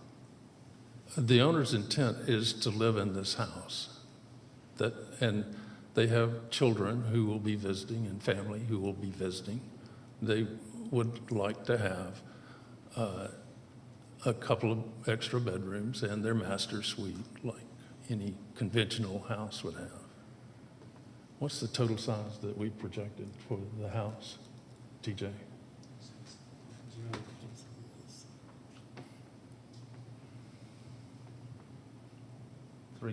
3,200 square feet for the house,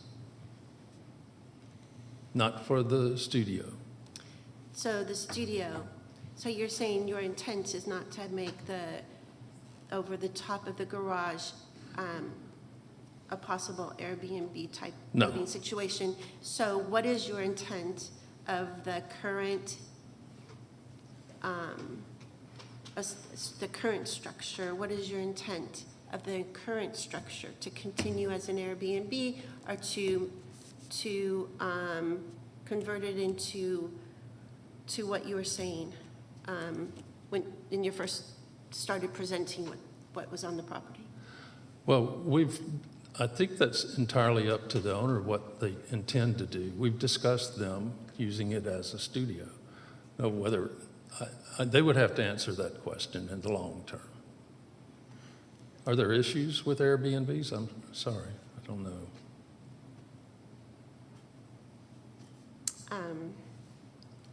We would have to look into that matter separately. We can come back with you with that information. Yeah. Well, we've designed other houses in Cobb County that had attached guest quarters. Is this not similar to that? Any other questions? Is this Airbnb permitted? Do you have this permitted as an Airbnb? This house, this was built in 1950. We're not talking about the house. We're talking about the Airbnb. Do you have a permit with Cobb County through Airbnb to run an Airbnb? The owners would have to answer that. I'm He's unaware. shaking his head. I'm assuming that's a yes. All right. Yes, they do. So you've sort of answered my questions. I just would appreciate it if we could just direct you to come back with more of a drawing of what you're planning on doing with the main portion and garage. Let's hand it back over to the district commissioner, please. So what is your plan for the driveway? It's in the revised site plan that we submitted. We're showing it as permeable surface at 40% pervious. So the plan is to pave it and have it a hard, durable surface, and to also reduce the impact rainfall by having a pervious surface, pervious paving. So you're going to have paving with pervious pavers? That's correct. On the side? Is that correct? Either pervious pavers or pervious concrete, one or the other. That's a budget item. Okay, that will be one of the issues that you will need to address when we bring Yes. it back. The calculations are on the revised revised site plan that we submitted, and we intend to fully comply with the 35% maximum impervious surface requirement. Okay. Does anyone have any further questions? All right, I make a motion that, Oh, yeah, have a seat. I make a motion that we hold this case for 1 month, and there's some information that we need from the applicant as well as staff once the applicant provides it, and we will see you next month. Do I have a second? Second. Okay, place your votes, please. We voted to hold this case till next month. Thank you. Yes. How long, John? 10, okay. All right, we're going to take a recess for 10 minutes, and we'll be back at that time.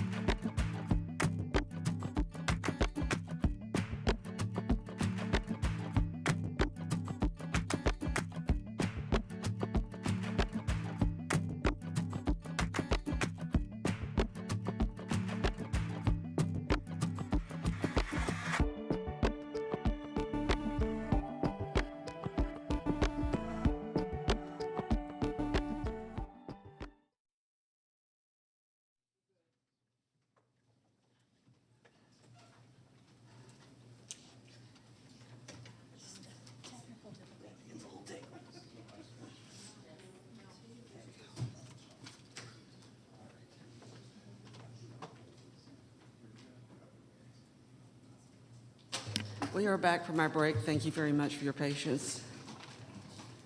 Is that all right? You good? Okay. Mr. Peterson? Okay. Next case we're going to hear is variance case B132. McDonald's requests a variance to increase the maximum height allowed for a freestanding sign from 19 feet to 20 feet.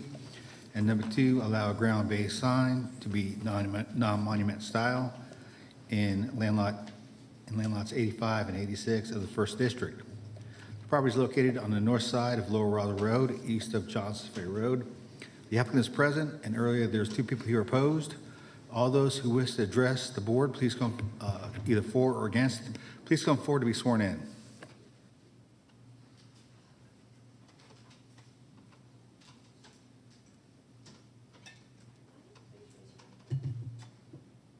Swear or affirm the testimony you are about to give today to this board is the truth, the whole truth, and nothing but the truth, so help you God. Okay, all right, applicant, please proceed. And please state your name and what you do.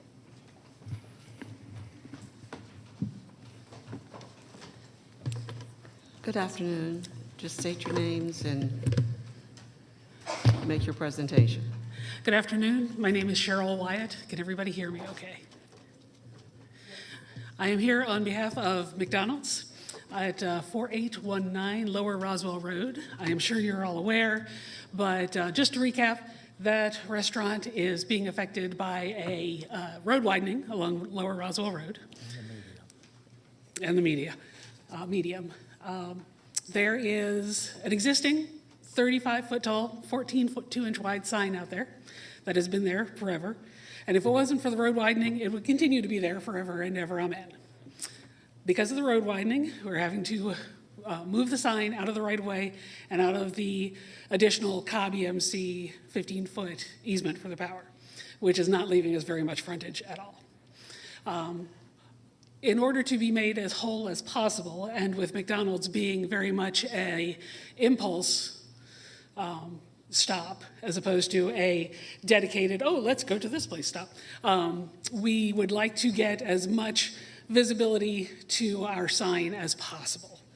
And that is why we would like to go with a 20-foot sign, which is still down 15 feet from the existing, so that we can get some visibility out to the intersection so that people can see the sign and go, you know, I could really use some fries right now. So that is the reason we're asking for one variance. The sign company, sadly, only makes the sign in 5-foot increments. 15 feet does not give us the visibility we want, so we're asking for the additional foot to get us to 20 feet. Now, the design of the sign, we know that the code requires monument signage, and that this sign has visibility in between the 2 poles. This is why we'd like to do the sign that we're asking for, is because the place where we still have room to put the sign is over against the western property line front corner. Right beyond that is going to be an enter and exit access point for the property next door. Because traffic will come through quickly when the light is green, we would like to have that opening in between the poles so that the drivers who are waiting to turn right out onto Lower Roswell can see oncoming traffic and not be surprised by being hidden behind a 9-foot 7-inch wide monument base instead.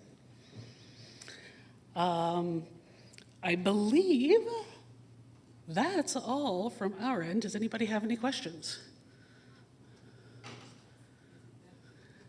If you've completed your presentation, we'll have you sit down, and if we have questions, we'll bring you back after the public hearing. Sounds All good. right, Thank you. Thank you.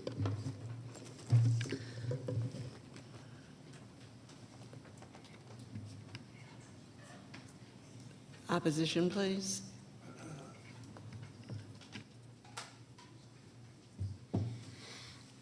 Good afternoon, Commissioners. My name is Len Gresky, and I'm with the East Cobb Civic Association, and I'm the case manager for case 132, variance 132 on Lower Roswell Road. And in our, when the applicant regarding the second variance to have a non-monument sign, the intent is to improve visibility for vehicles as illustrated by the slide that they shared. However, the Department of Transportation recommendations that were made last Friday state that the sign needs to be installed outside a county right-of-way and where it will not impede line of sight for driveways or roadways. So if the applicant has to comply with the Department of Transportation recommendations, there's no need for the second variance, and they should implement a monument sign. Thank you. Thank you. You may be seated. This particular road project goes back years. In fact, McDonald's was given assurances by Commissioner Ott when the final plan with regards to Lower Roswell was approved after many years of discussions with property owners on this road by DOT and voted 5-0 to accept by the county commissioners. The owner of McDonald's then moved forward on the remodeling of his store. Since then, DOT has changed the design and submitted a new proposal, and it was voted 3-2 by the Board of Commissioners to approve. This change in design has now created the need for this variance with regards to this sign. DOT has created this hardship, so I move to approve this variance. I second it.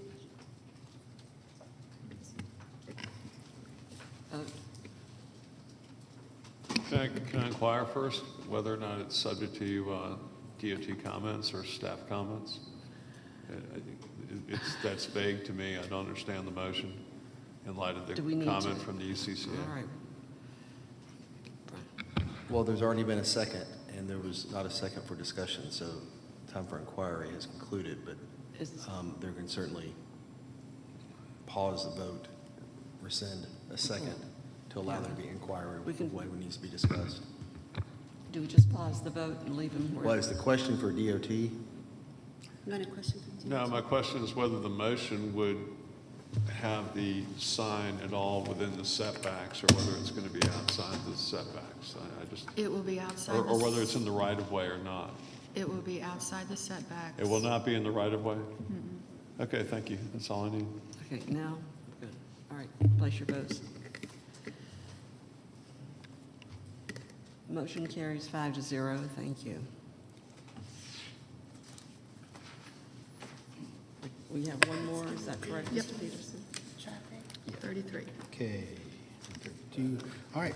Last case is variance case V133. Karen Reyes Alvarez requests a variance to allow a 9-foot 3-inch fence on the side of the house in a residential district in land lot 992 of the 17th district. The property is located on the south side of Old Mill Trace, east of Terrell Road. Is the applicant present? Let the record show the applicant is here. Is there anyone here opposed to variance case V133? Yes. We got 3. Okay, let the record show there's 3 people opposed. All those who wish to address the variance, either for or against, please come forward to be sworn in.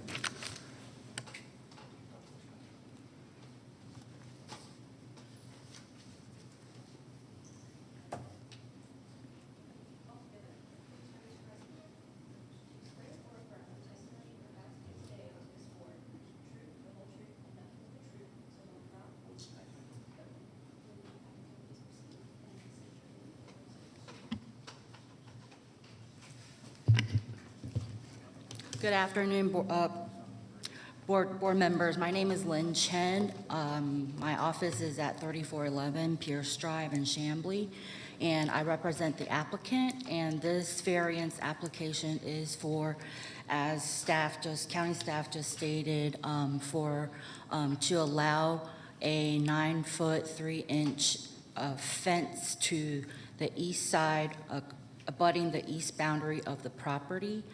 This request is mainly due to hardship because there is a dip in topography towards that boundary line, causing applicant the need to have a higher fence in order to utilize the backyard for her children and for her dog, and to also have the privacy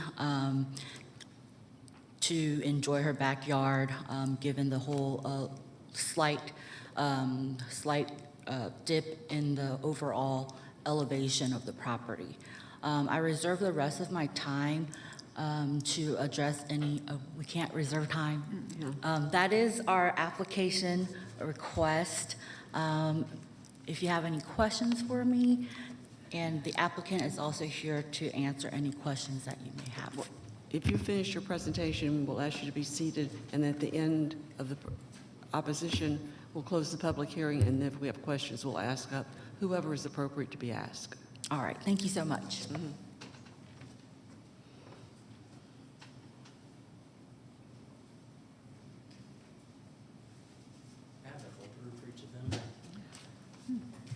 Hi, I'm David Craven. I live at 3204 Old Mill Trace, and I am on the east side.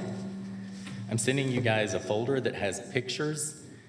The applicant claims this is a hardship.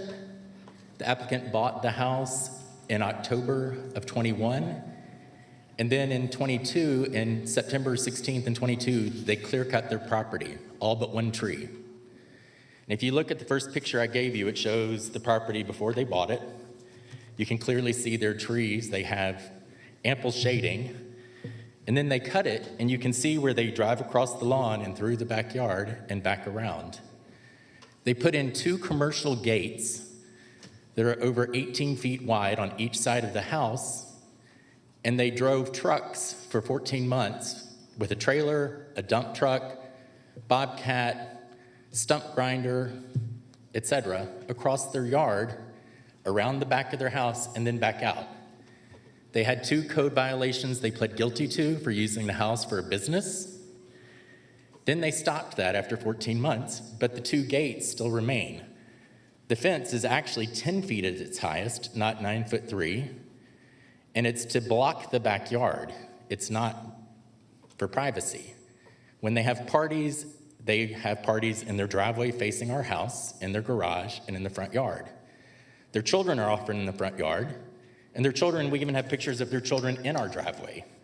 I include pictures of their house after they bought it in March, and it says May here, I believe it's March, but it's the Google search, if you do the Google drive-by. It's in 2022 after they bought the home, and you can see that their property is amply shaded.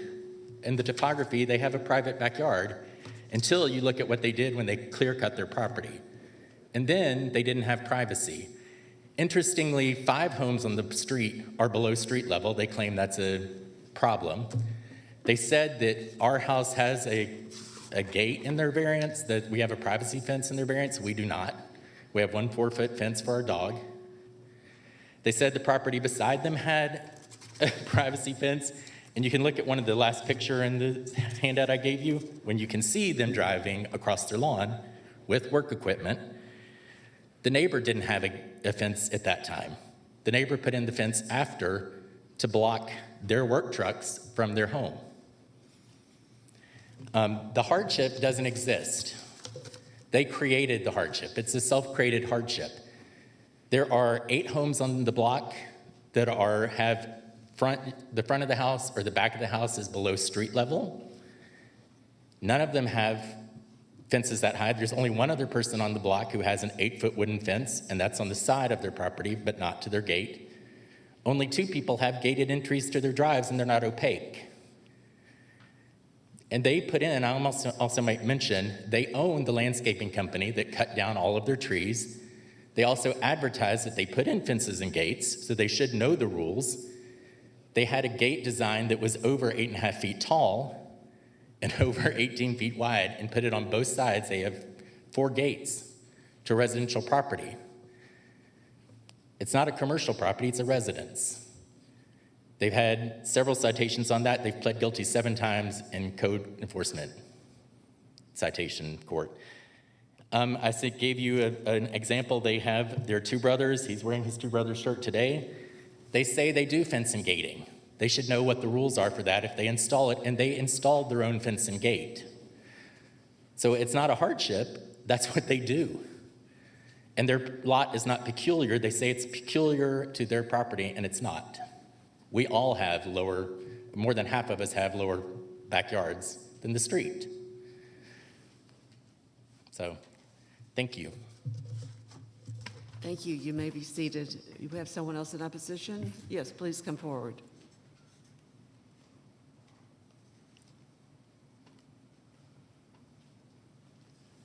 Good afternoon. Thomas Peace. I own 3164 Old Mill Trace, which is adjacent the property of the applicant. And so there's a lot of soul searching, and mainly it boils down to they want a 9'6" variance. But as I look at the front, almost all of the front is the gates that you just heard about, commercial. So to be brief, I asked myself, is it neutral? Does it cause property value loss, or does it add to the street? And I've got to vote no. It doesn't add anything. It actually takes away from the streetscape, and thus it diminishes the property value. Thank you. Thank you, sir. Was anyone else? Okay, we will now close the public hearing. If we have questions from the board, we will ask the appropriate person to come forward. All right. I know the applicant has an attorney, but I would also like to hear from the applicant.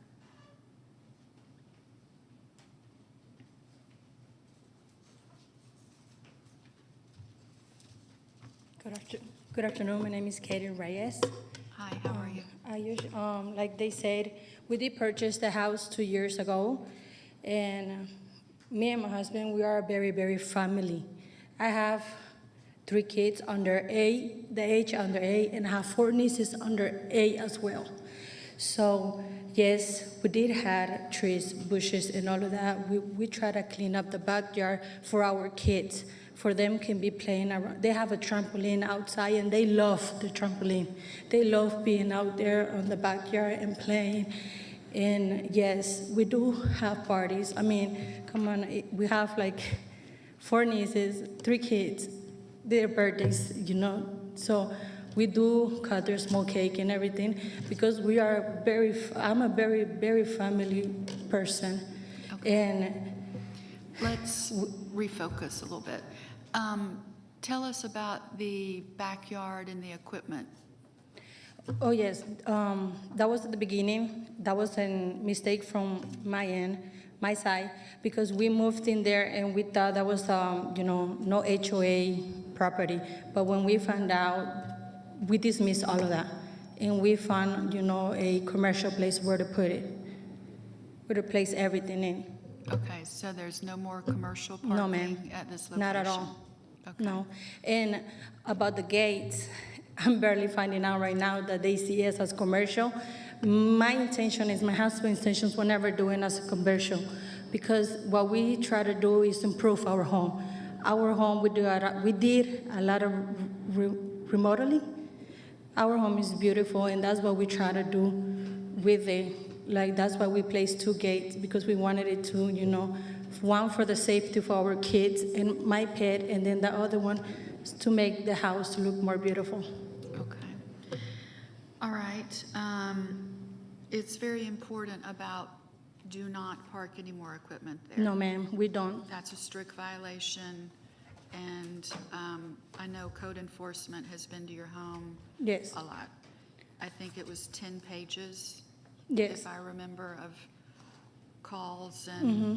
whatnot, so we don't want code enforcement to be No, an we issue. don't. Okay. We don't no more. Great. All right, so I'm good. You can sit down now. Thank you. Sorry? I'm good. You can sit down now. Okay, thank you. Uh-huh.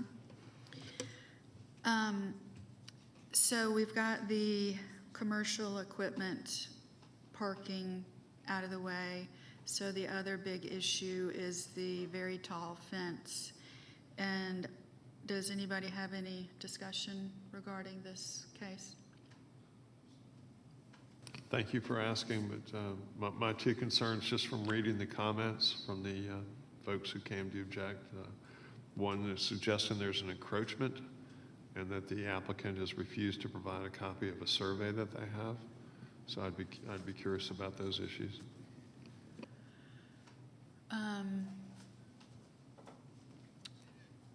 Does the lawyer want to address those issues? Oh, we got to come up here.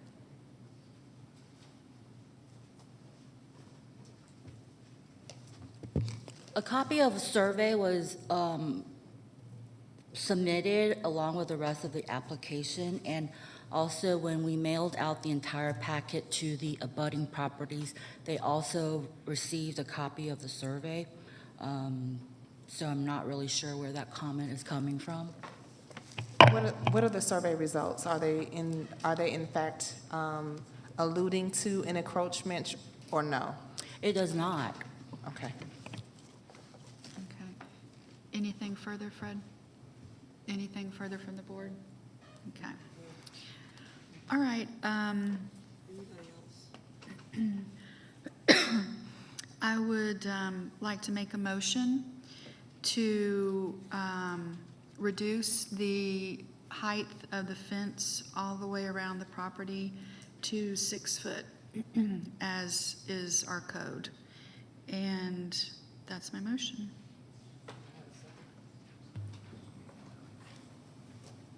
I have a question to that. That since they've had code violations, that we just reiterate that there is no business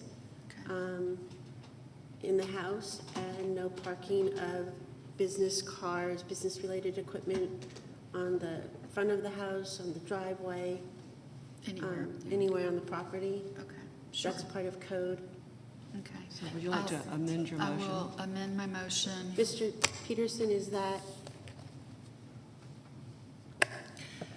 I think with something like this, based on the direction it's going in, it'd probably be better just to deny it because the code is 6 feet anyway. Okay, that works. And the equipment though also? That's no parking, okay.